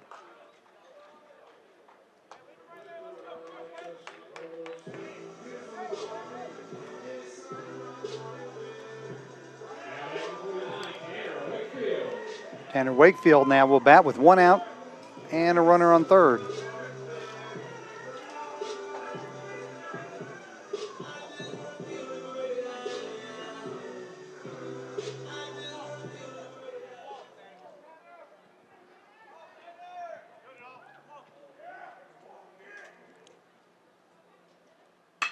Fly ball well hit to center field. That should be deep enough to score the Patriot catcher.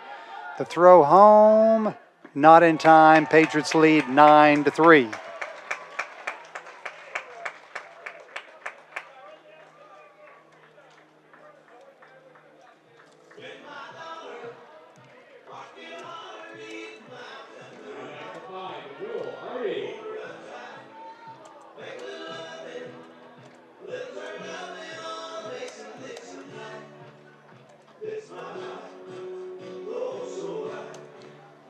RBI number 18 for Tanner Wakefield, and Will Hardy now 3 for 3 with a trio of singles, 2 runs scored. Will bat with 2 outs and nobody on.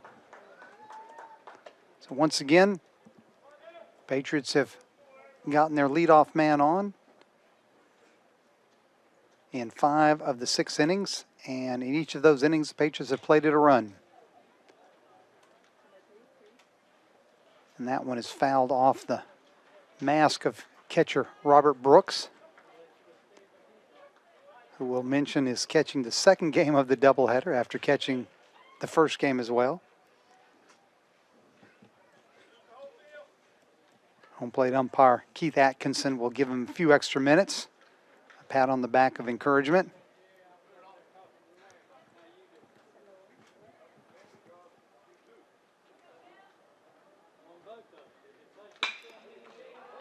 Ground ball, base hit for Hardy. He's now 4 for 4. His average inching back up near the 400 mark. And the Patriots have 14 hits now. Darius Nobles, he's 1 for 2. Single and a run scored in the 3rd and walked and scored in the 5th.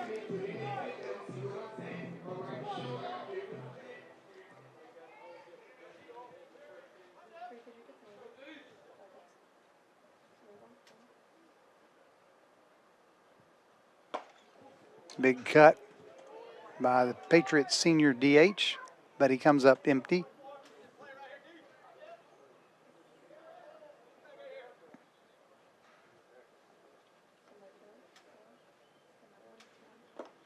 Check swing that time. They're going to peel down to first base. He did not go.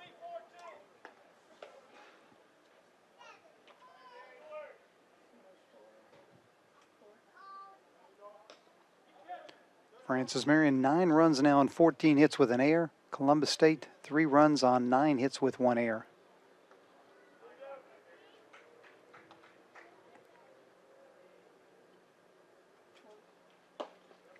Off-speed pitch finds the inside corner for a called strike 2. It's a final now down in Columbus. The Patriots softball team dropped both ends of the doubleheader to CSU, losing 10-2 and 8-3. Francis Marion softball team will be back in action tomorrow, 1 o'clock start at Georgia Southwestern. Delayed steal by Hardy, and he's in there with a stolen base. That was of the delayed variety, looking to catch the catcher and the infielders snapping. And stolen base number 2 of the season for Hardy. And he's now in scoring position with 2 outs for Nobles.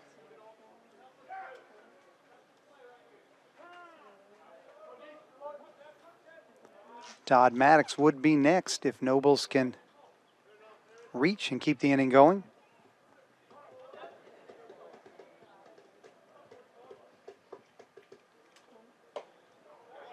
And he does not. As swing and a miss, and that's strike 3.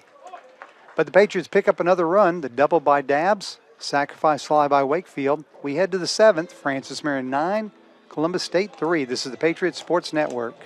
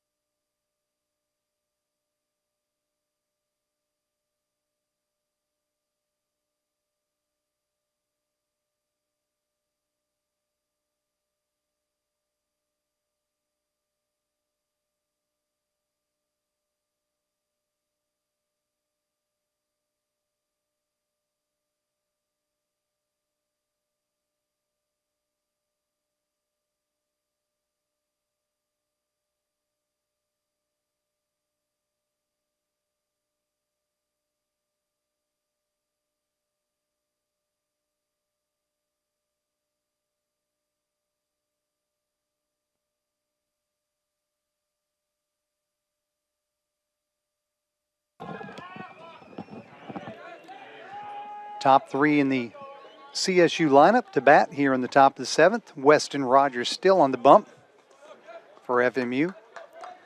Boughton, Brabston, and Brooks, triple Bs.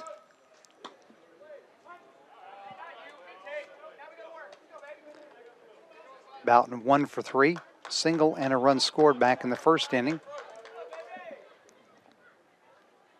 He is 1 for 8 in the doubleheader with a couple of runs scored.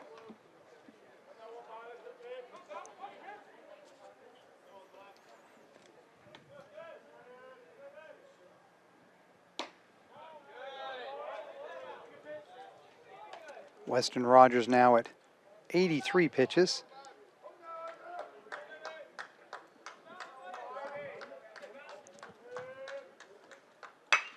Ground ball back up the middle, that's a hit. So Boughton leads off the Cougar seventh with a single back up the middle. And Colby Brabston will stand in. Brabston 0 for 2, was hit by a pitch in the fifth inning.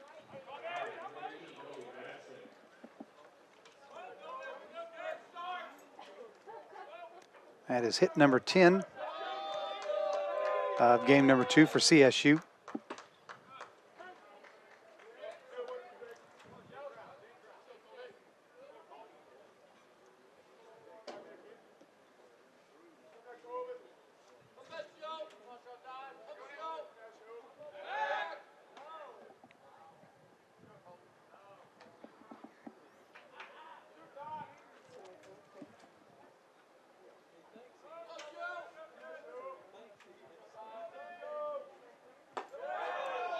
High and tight, ball 1 to Brabston.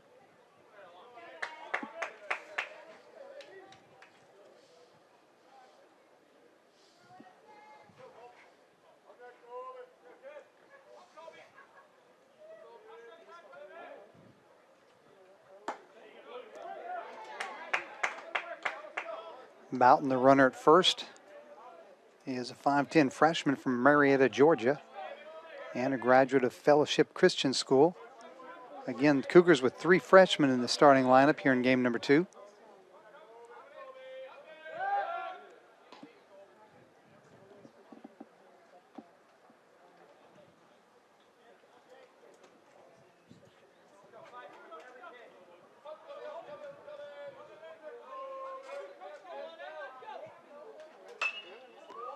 That pitch is fouled off down toward the ticket booth in the entrance to the Griffin Athletic Complex.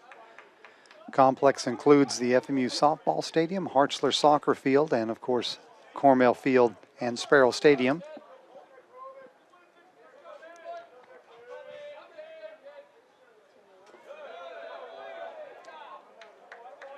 Complex opened in 2012 and has twice hosted the Peach Belt Conference baseball tournament.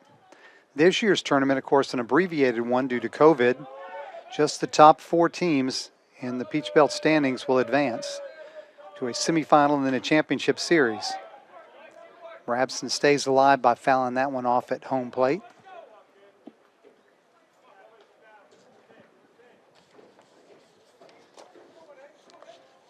PBC semifinals set for May 7th through the 9th, with the championship series May 14th through the 16th, and those will be at the higher seeded sites.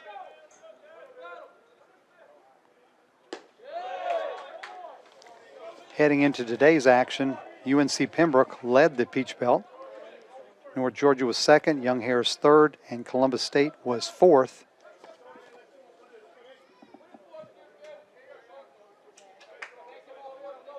Patriots with an outside shot still, but basically would have to win their remaining 6 conference games to have a chance. And even then probably would need some help from some other folks as well.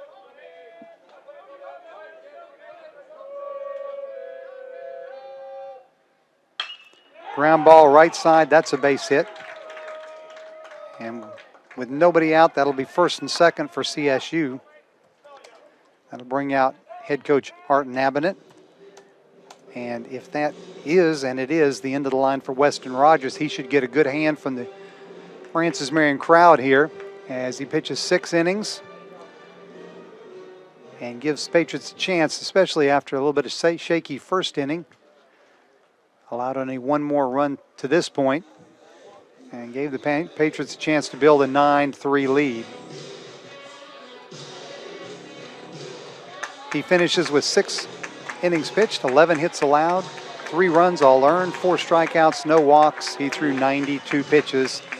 And again, he's getting a good hand from the crowd, and will get a proud greeting from his teammates there at the Patriot dugout. New pitcher for Francis Marion, senior right-hander Reese Kleinhelter, 5'10", out of Jasper, Indiana, a graduate of Jasper High School. Came to Francis Marion, transferring from the University of Southern Indiana. Has pitched really well as of late. This is his 10th appearance. He did make 1 start, 2-1 record, 6.95 ERA, 22 innings pitched, 25 hits allowed, 18 runs, 17 of those earned, 17 strikeouts, 5 walks. He does also have 1 save. And he will face Robert Brooks, the leading power man on the Columbus State lineup, with 15 homers and 37 runs batted in.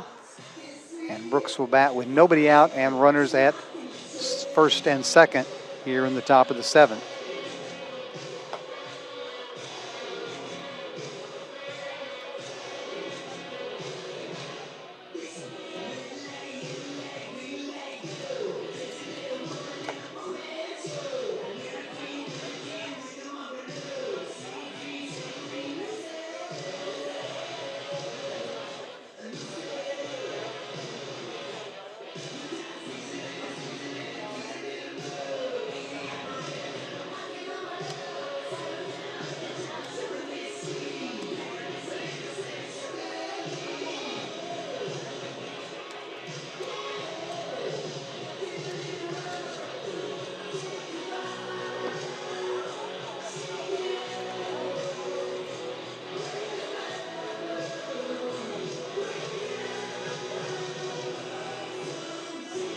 So Bowden, the runner at second, Brabston at first for Robert Brooks, the CSU catcher. Brooks 0 for 3 here in game number 2. A pair of flyouts and a ground out.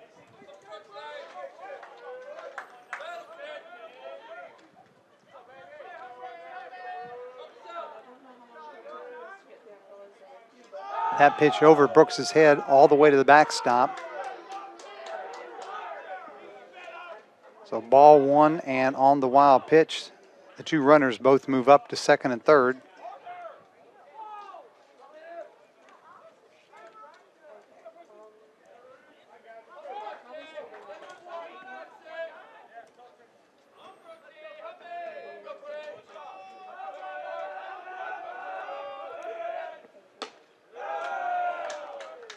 That pitch misses outside for ball 2.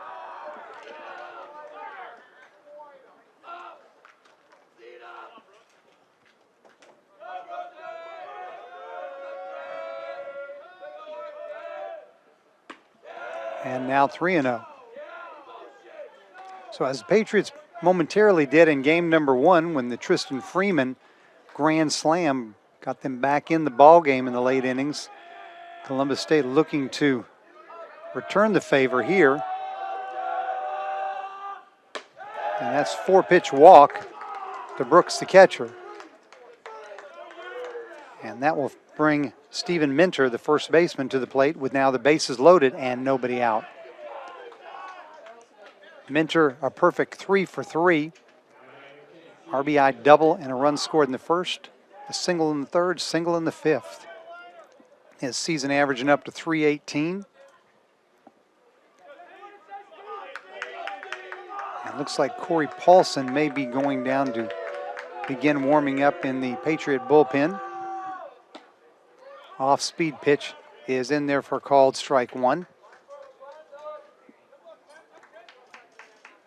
As we mentioned before, the Patriots among the nation's leaders in Division II for double plays turned. This would be a good time for one.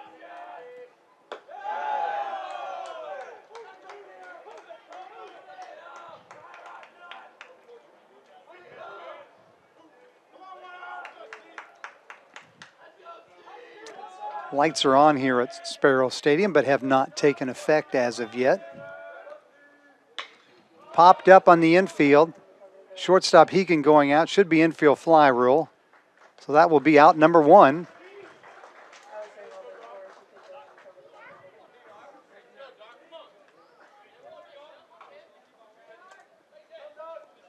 So Kleinhelter a third of the way home, but he'll now have to get through David Meadows. Third baseman is 3 for 3, 3 singles, including a run-scoring one back in the first inning.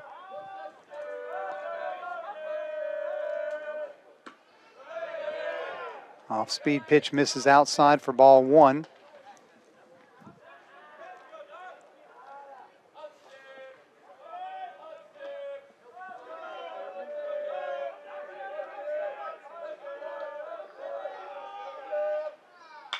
Popped up. Will it stay into play for the catcher? Dalton Dabbs over by the dugout makes the grab for out number 2.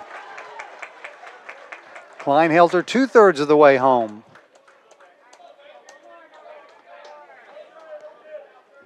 So now Dane Bullock, left fielder, will bat with the bases still loaded and 2 outs. Bullock 1 for 3, single and a run scored in the 4th inning. His season average now at .336, 7 homers, 28 RBIs.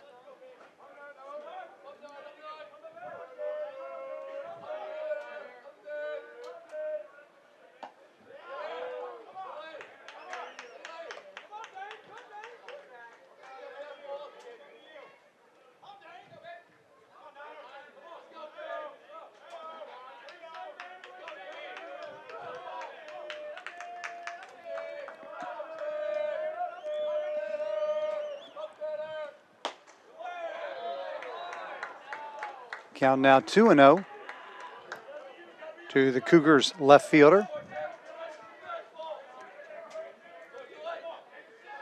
Boughton at third, Rabson the runner at second, and Brooks the runner at first. 2 down, top of the 7th. Called strike 1. Reese Kleinhelter looking to get out of a bases-loaded, no-out jam here in the 7th inning.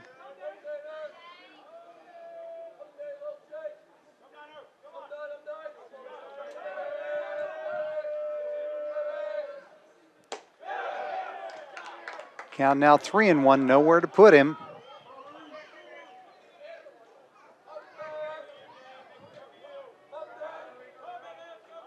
Looks like a pinch hitter is on deck. The bat for the DH, Seth Nelson, the form of Will Wilbanks, who played in the first game.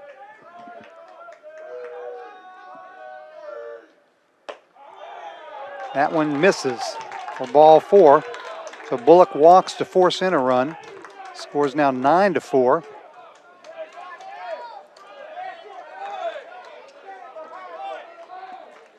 And yes, Wilbanks will pinch hit.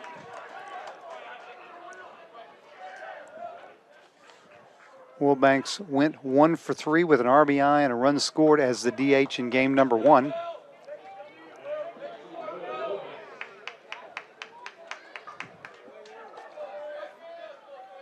Season average 270, 4 homers, 13 RBIs.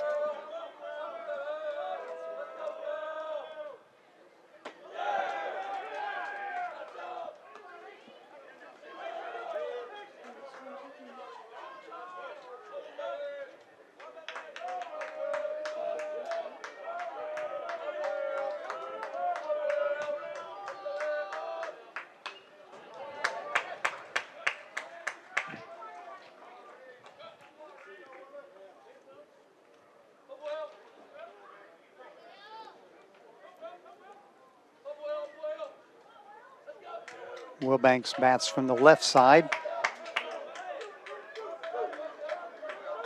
against the righty Kleinhelter. Outside corner called strike 2. Count now 1 ball, 2 strikes. To the Noonan, Georgia native. graduate of Noonan High School, 5'11", 180-pound sophomore. Popped in the air, left field. Jones going back on the track, makes the catch for out number 3. So the Cougars load the bases with nobody out, but they only push across 1 run. I'll call that a success. We head to the bottom of the 7th. It's time to stretch. Francis Marion 9, Columbus State 4. This is the Patriots Sports Network.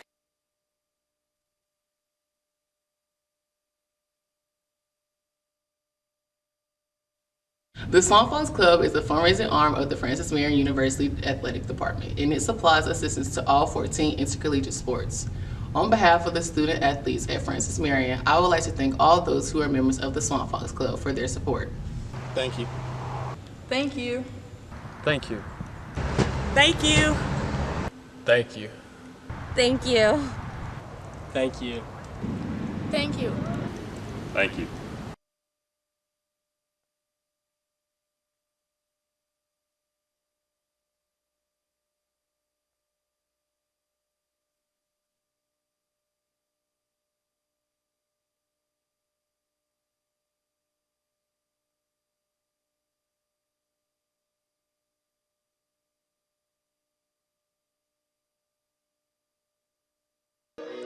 New pitcher for Columbus State here in the bottom of the 7th inning. Colton Joyner, 6'4" freshman right-hander out of Columbus, Georgia, Northside High School. Joyner's making his 4th appearance, all in relief, no record. 5 1/3 innings pitched, 10 hits allowed, 6 runs, all earned, 10 strikeouts, 1 walk. He is the 3rd Cougar hurler of game number 2, and he will face Maddox, Bigham, and Hegan. 5, 6, and 7 in the Francis Marion lineup. Maddox 3 for 3, an RBI single in the 1st, an RBI double in the 3rd, and a 2-run homer in the 5th. A triple shy of hitting for the cycle. His season averaging up to .392.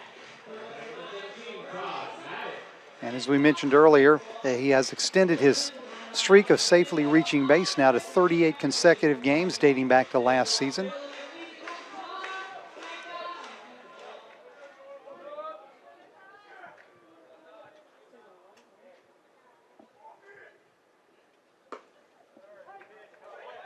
And Joyner starts him off with a called strike.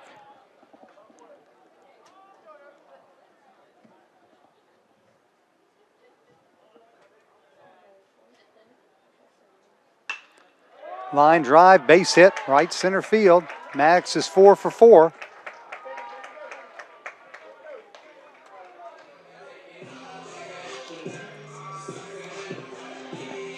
So Maddox and Will Hardy both 4 for 4 in the Patriot lineup. Harrison Bigham will stand in next. He's 1 for 3. A couple of RBIs.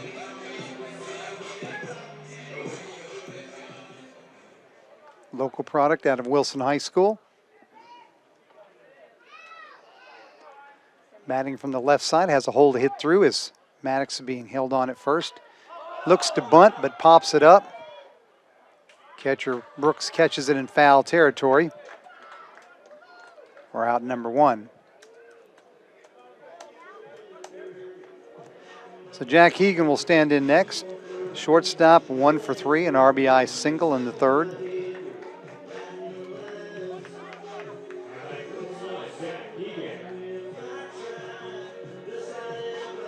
Only Carson Jones and Tanner Wakefield, only Patriots yet to have a base hit here in game number 2.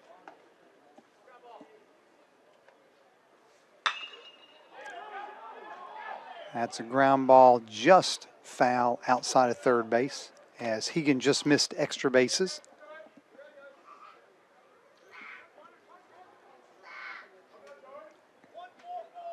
Once again, Patriots get their leadoff man on.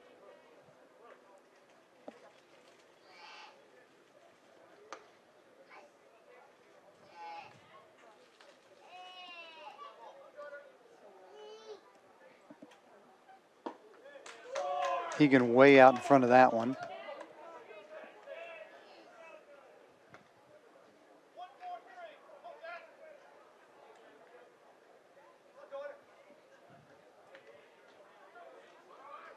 As he gets a signal, or more the verbal sign from head coach Art Nabinet down the third base line.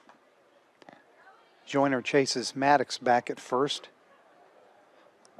Maddox probably not going to run in this situation, but he is 2 of 2 in stolen bases this season. And Hegan swings and misses, and he is out number 2. That'll leave it up to Carson Jones. Jones 0 for 3. Still looking for his first base hit here in the doubleheader. Season average now 256.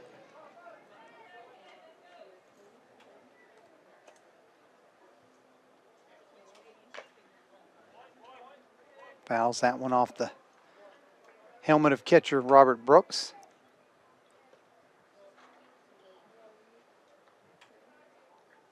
Brooks has really earned his meal money today behind the plate, catching both ends of the doubleheader.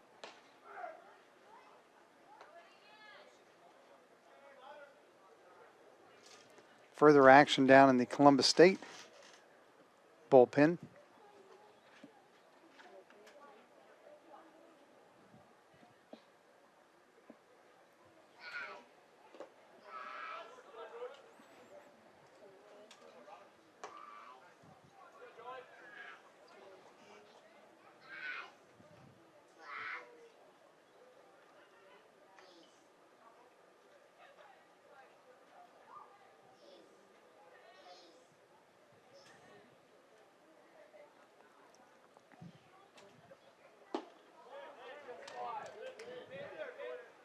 Joyner misses outside for ball 2.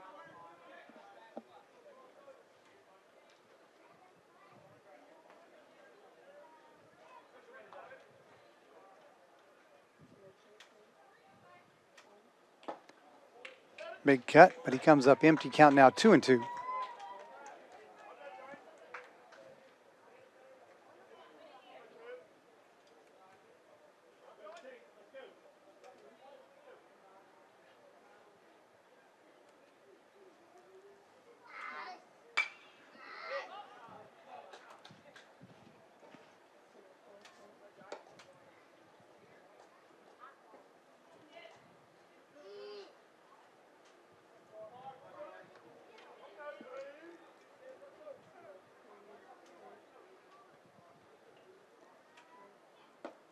Swing and a miss for strike 3.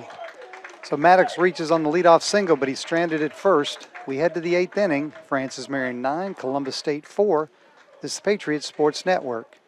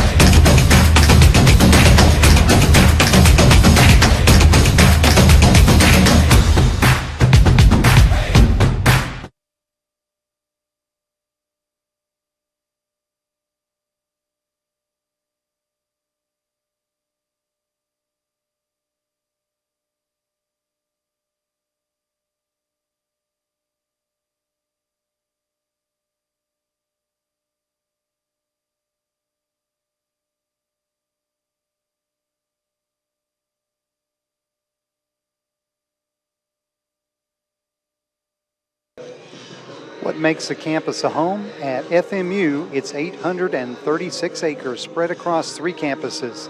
Francis Marion University has the most diverse and exciting campus in South Carolina. No matter where you want to be, you're there at Francis Marion University. Today was open house at FMU. Hopefully, new prospective students were sold on the fact of attending college here in Florence, South Carolina, and becoming a Patriot.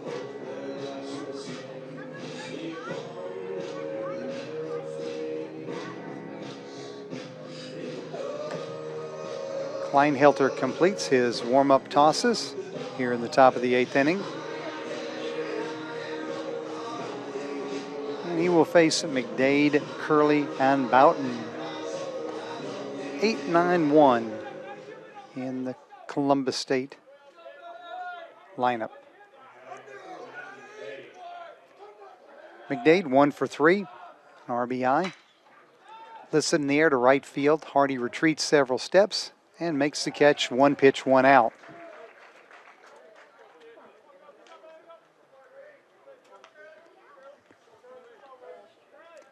Connor Curley 0 for 3, 2 groundouts and a strikeout.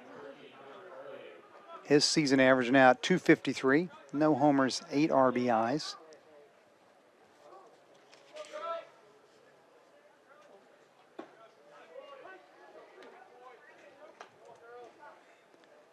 Curley out of Cumming, Georgia, graduate of West Forsyth High School, 5'8" sophomore. And there's a base hit.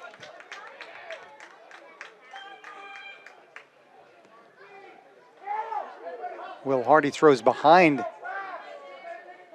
Curley as he made a wide turn at first base, and Bigham applied the tag, but Curley was able to dive back in time.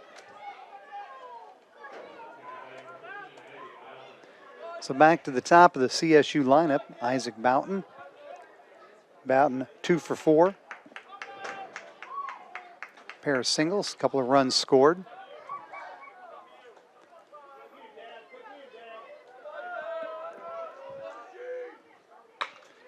Line drive, left field line, fair ball. That's extra bases into the corner. Curley will be sent home. Throw home, not in time. RBI double for Boughton, and the Cougars trail 9-5.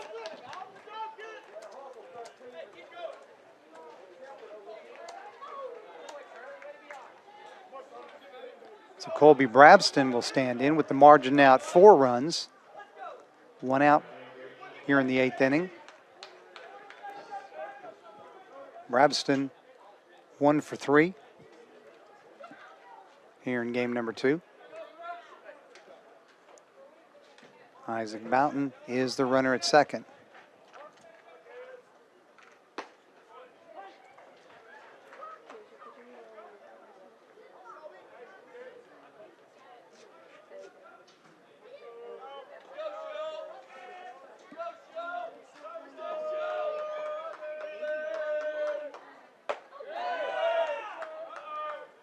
And there's a rainbow beyond the center field fence, looking over the Francis Marion main campus.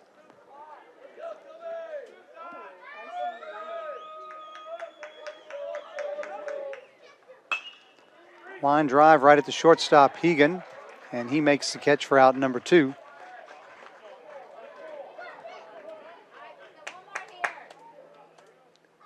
And that'll leave it up to Robert Brooks, the catcher. Brooks 0 for 3 with a walk here in the second contest. His season average now at .357. He's 1 for 8 in the doubleheader.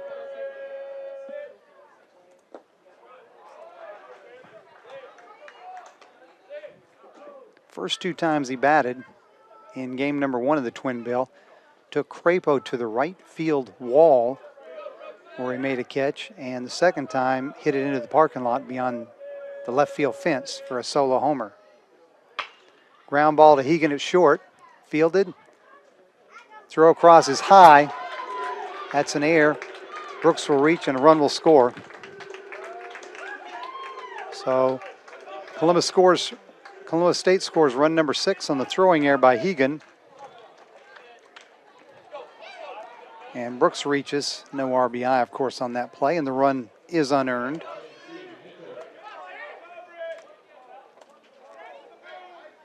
And Stephen Minter will bat. Sophomore first baseman, 3 for 4 with an RBI. And the Cougars keep getting closer. Margin is now down to 3.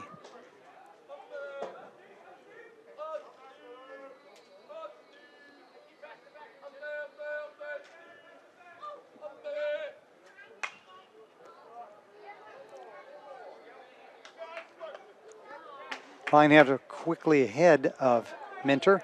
No balls, 2 strikes.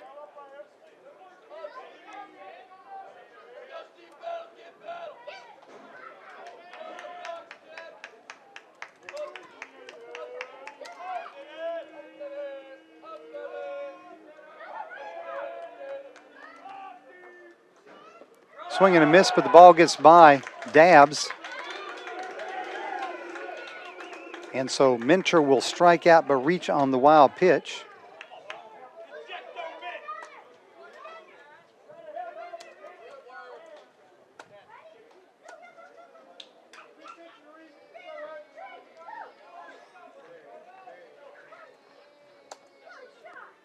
And that'll bring up David Meadows. Meadows 3 for 4 with an RBI. And he represents the potential tying run.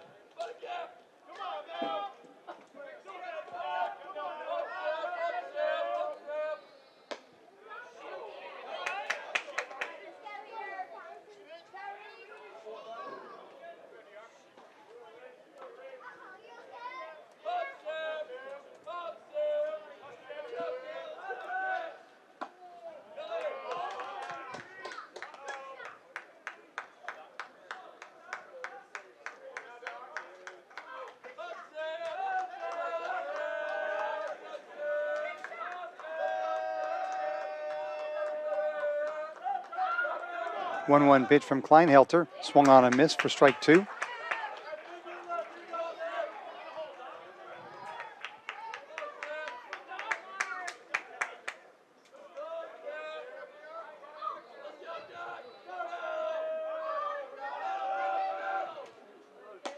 Called strike 3. So the Cougars played a couple of runs. They draw within 9-6. We head to the bottom of the 8th inning. This is the Patriots Sports Network.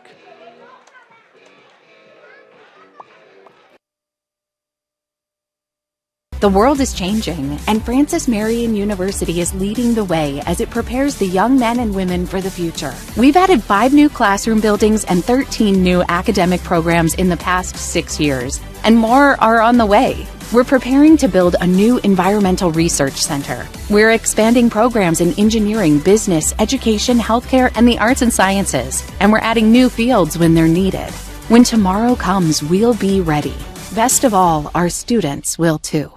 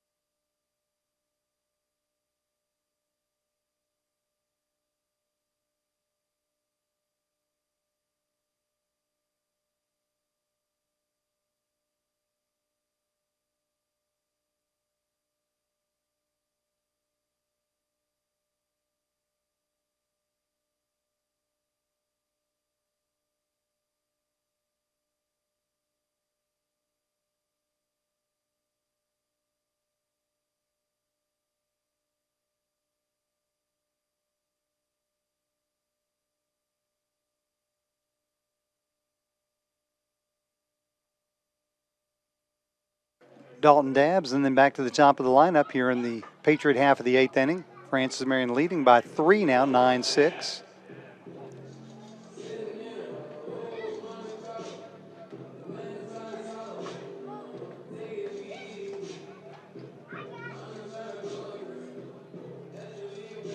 The out-of-town scoreboard today.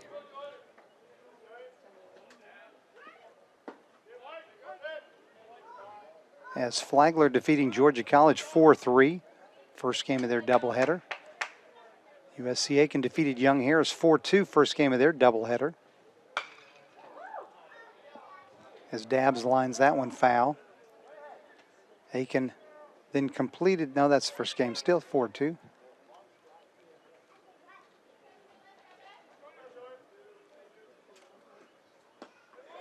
And Dabbs swings and misses for strike 3.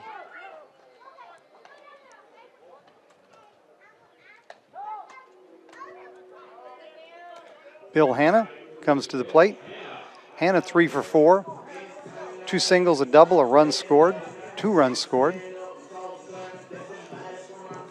His season average getting close to that 300 mark, 291.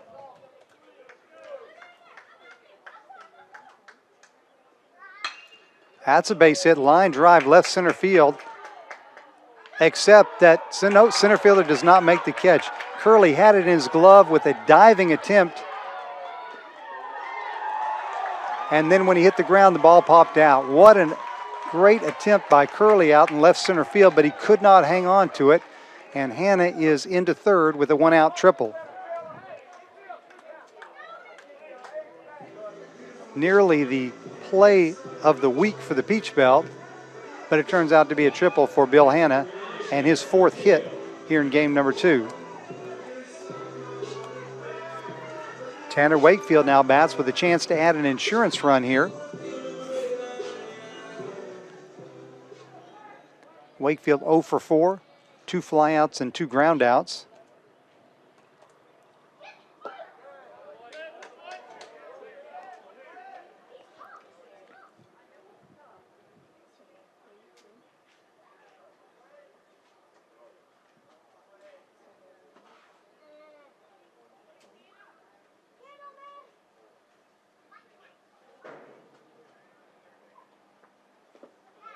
Ball in the dirt, but a good stop by Brooks keeps the speedy Hanna at third base.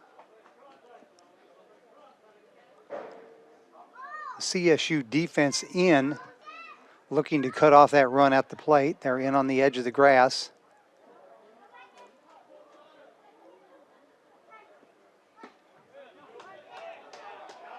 Called strike on the outside corner. Count now 1 ball, 2 strikes. To Tanner Wakefield, the Gainesville, Georgia native, product of Kings Ridge Christian School.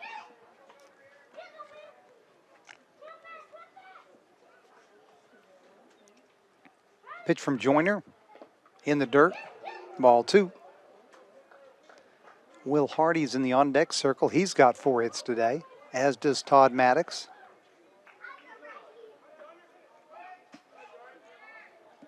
Patriots now up to 16 base hits here in game number 2.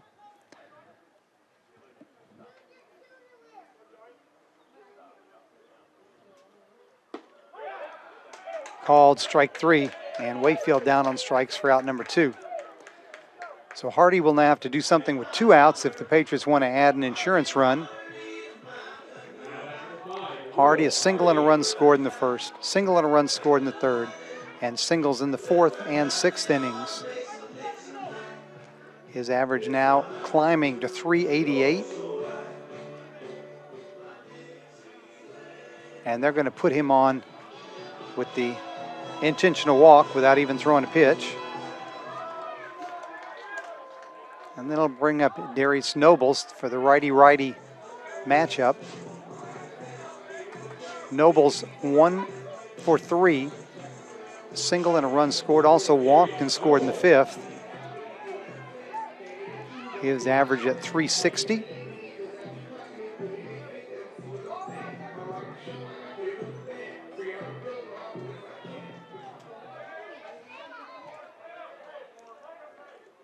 Again, Noble's one of 9 seniors that will be recognized Tuesday for the final home game. 4 o'clock first pitch against Georgia College. That's Tuesday, Tuesday against Georgia College.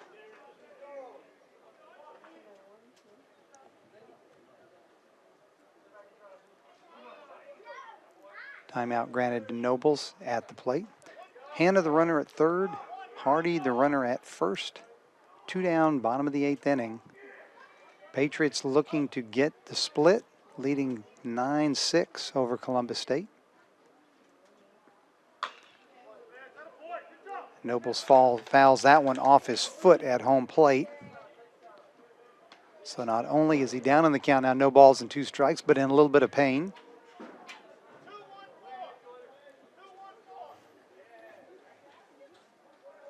Nobles 4 homers, 23 RBIs on the season, 360 average.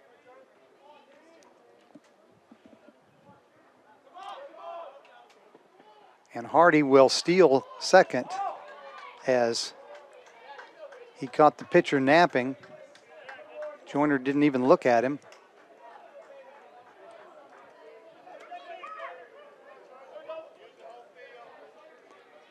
So now a base hit could plate 2 runs. And Noble swings and misses for strike 3. So the Patriots threaten to add insurance runs, but strand runners at second and third. We head to the 9th. 3 outs to go. Francis Marion 9, Columbus State 6. This is the Patriots Sports Network.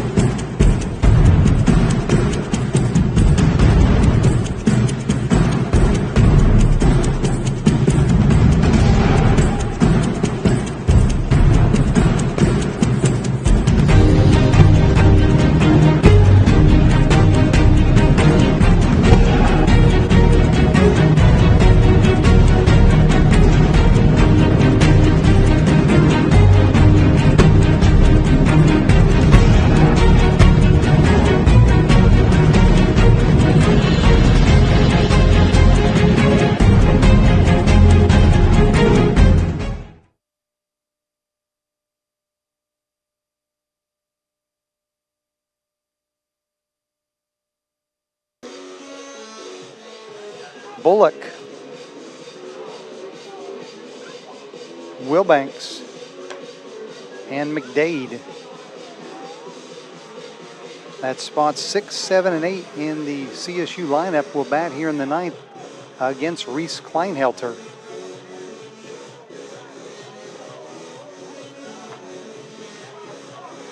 Francis Marion had built a 9-3 lead. The Cougars have rallied with 1 in the 7th and 2 in the 8th to trim that margin to 9-6. You want to keep that potential tying run in the on-deck circle, or even better, on the bench.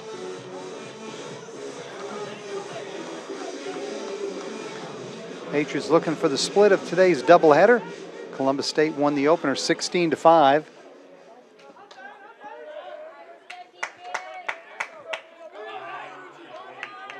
Bullock 1 for 3, single and a run scored in the 4th. He drove in a run with a bases loaded walk back in the 7th.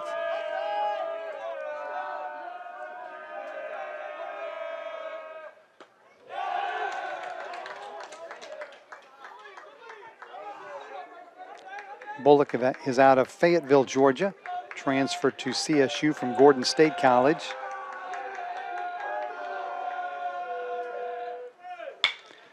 Ground ball, base hit, right back up the middle.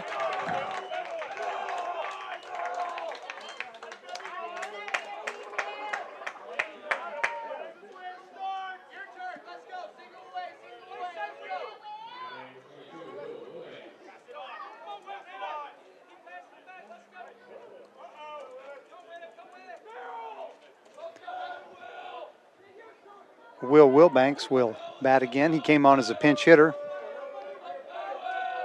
back in the 7th in the DH spot, and he stayed in the game. He is 0 for 1, flew out to left field.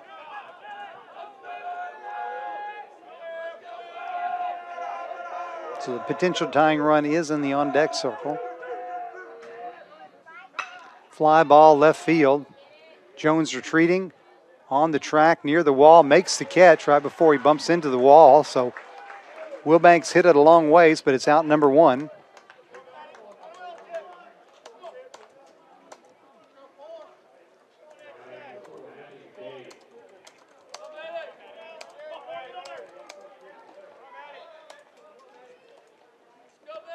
Matthew McDade will stand in with the runner still at first and 1 out now. McDade 1 for 4 with an RBI here in game number 2. He's batting .250 on the season, a homer, 27 RBIs. McDade out of Cape Coral, Florida, and Cape Coral High School, 5'11" sophomore.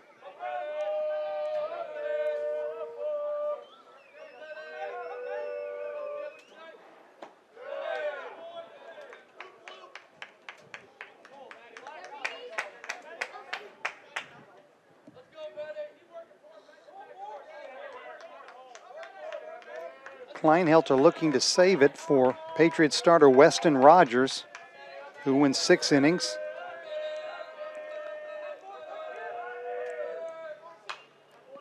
Fouled off. And Kleinhelter now ahead in the count. 1 ball, 2 strikes.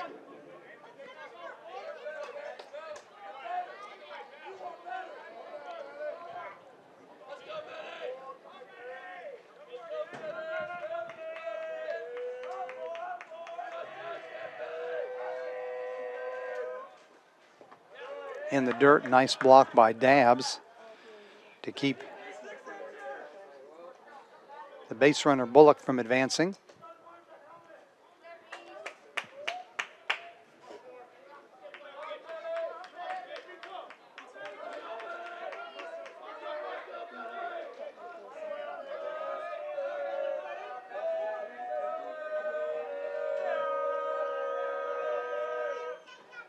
Swing and a miss. Strike 3.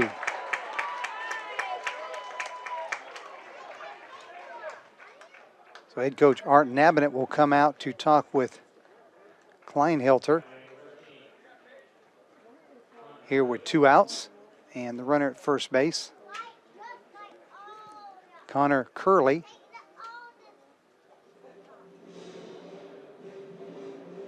will be the Cougars' last hope here with 2 down in the top of the 9th. Francis Marion leading 9-3.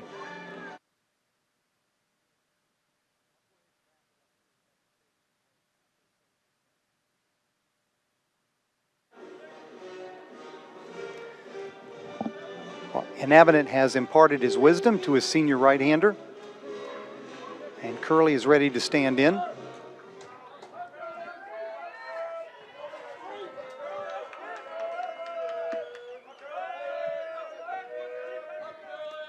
Curley 1 for 3 here in game number 2. Fist that one foul. Over by our cameraman, Darrell Bell.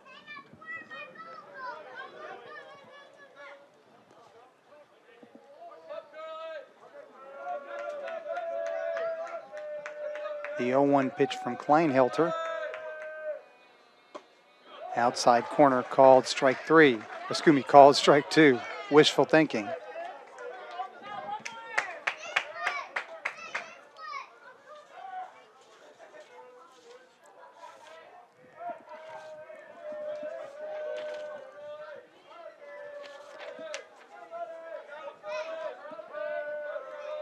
Oh-2 pitch. Fisted foul back into the screen. Curley stays alive.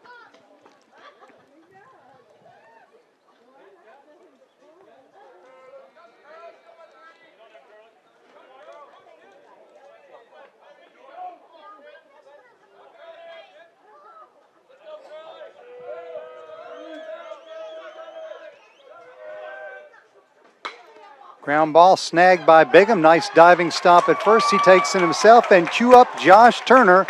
The Patriots have a win. Final score, Francis Marion 9, Columbus State 6. Patriots have earned a split of today's doubleheader. Patriots improved to 15-15 on the season, 13-15 in conference play. Columbus State ranked number 9 in the Southeastern region. They dropped to 20-10, 15-10 in Peach Belt Conference play. Winning pitcher Weston Rogers moves to 4-4. Reese Kleinhelter picks up his second save. Losing pitcher is Tyler Cadenhead. He drops to 2-3. Time of the game, 2 hours and 39 minutes. We'll look at the leading hitters for both teams. For Columbus State, Isaac Boughton, 3 hits and 3 runs scored and 1 driven in at the top of the lineup. And Stephen Minter, 3 for 5 with a run scored and an RBI. David Meadows, 3 for 5 with an RBI as well. For Francis Marion, Will Hardy, Bill Hanna, and Todd Maddox, all with 4 hits here in game number 2. Hanna scored a couple runs, as did Hardy. Maddox scored twice and drove in 4, including a 2-run homer.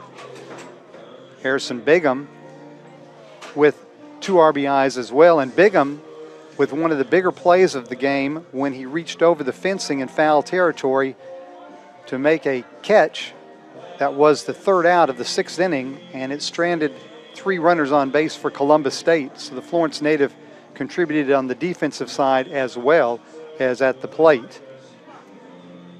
Again, the Patriots earned a split of the doubleheader. Columbus State won game 1, 16-5. In other Francis Marion athletic action today, the Patriot volleyball team was victorious at Lander in the season finale.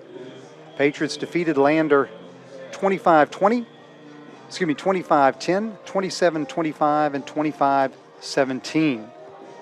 Patriots softball team not so lucky, dropping both ends of their softball doubleheader at Columbus State, 10-2 and 8-3. Softball team will be in action tomorrow at 1 o'clock with the Peach Belt Conference doubleheader at Georgia Southwestern State in Americus, Georgia. We'll be back in action, or be back here on the Patriot Sports Network with you tomorrow at 1 o'clock for the rubber game of this 3-game series. Probable starter for Francis Marion to be announced. Probable starter for Columbus State, Jamie Boatwright. We'd like to thank the Media Center staff and Paul McDonald, who brought you the play-by-play for game number 1 today. But the Media Center staff of Caleb Reeves and Julia Fulmore, cameraman DeAsia Griffin, Darrell Bell, and Naquan Jordan for helping out on the webcast today. Thank you for spending your afternoon with us. Again, the final score, Columbus State 16-5 in game number 1, but your Patriots rallied to win game number 2 9-6. Hope you have a nice evening, and will join us again tomorrow for game number 3, 1 o'clock start here on the Patriot Sports Network. Thank you, and thank you for being with us.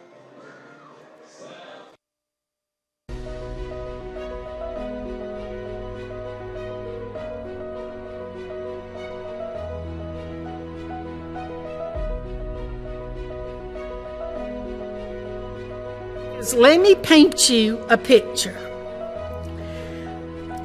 All of the graduates, all of the faculty, all of the administration, all of the Board of Trustees is decked out in their regalia. Their black robes, their hats, their gold tassels. It's just a most beautiful picture of a very formal kind of occasion. And here we march into the gymnasium, and the music is playing, and the gym is packed. And as we come in, and as you look up at all those people, you see families, huge families.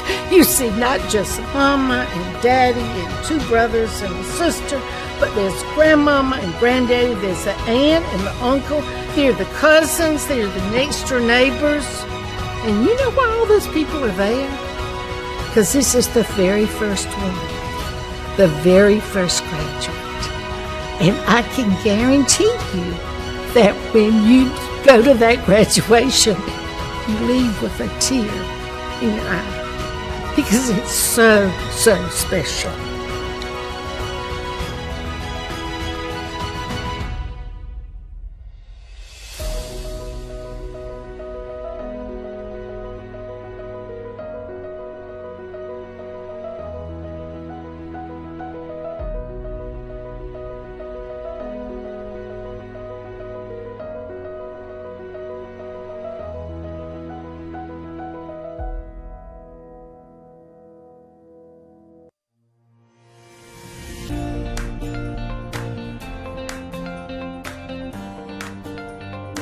The desire and the love to take care of people is something that you kind of have innate. You kind of just have that thing. But Francis Marion gave me the principles, and they taught me the core values. They taught me leadership qualities, and they've just been foundational and offered a family that I can keep going back to. So even though my personal biological family didn't go to a university, and I didn't really get any wisdom from them for that, I gained a family that could tell me all about college and even the afterlife of college by coming to Francis Marion. And I'm not sure you would have that with, other universities. Throughout the nurse practitioner program, you're already a nurse, and you're a devoted nurse, and you don't want to just quit. And that was another thing I specifically picked this program, was because I was able to look at the curriculum and know that I could work. I even asked a couple of the professors, one being Dr. Hopla, before I started the program, and even she told me, yes, you can still work while you do this. And I did. I worked 40 hours a week, 5 days a week. Sometimes it had to be six days a week to get my 40 hours in, and I still did the nurse practitioner program. It wasn't easy, but nothing worth having is easy. Which the benefit of having classmates and professors that were both working and studying is, we would get worked up and worried about how would we ever do this. And then they would say, well, I can work these 2 12-hour shifts on the weekends and then have the week to study. Or a professor may say, well, you can get creative with your hours here. So you can tell that they've done this, that you can tell that they've gotten creative with their time as well. And then all of a sudden it doesn't feel like such a daunting task because, again, you gain wisdom from their experience.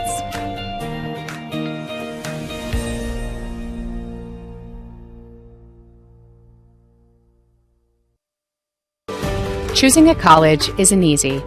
There are lots of choices to make and so many variables to consider. How do you know when you've found just the right place? The right college will make you feel at home, and that begins with a sense of place. At Francis Marion University, we have a beautiful campus that's safe, well-maintained, and filled with smiling faces.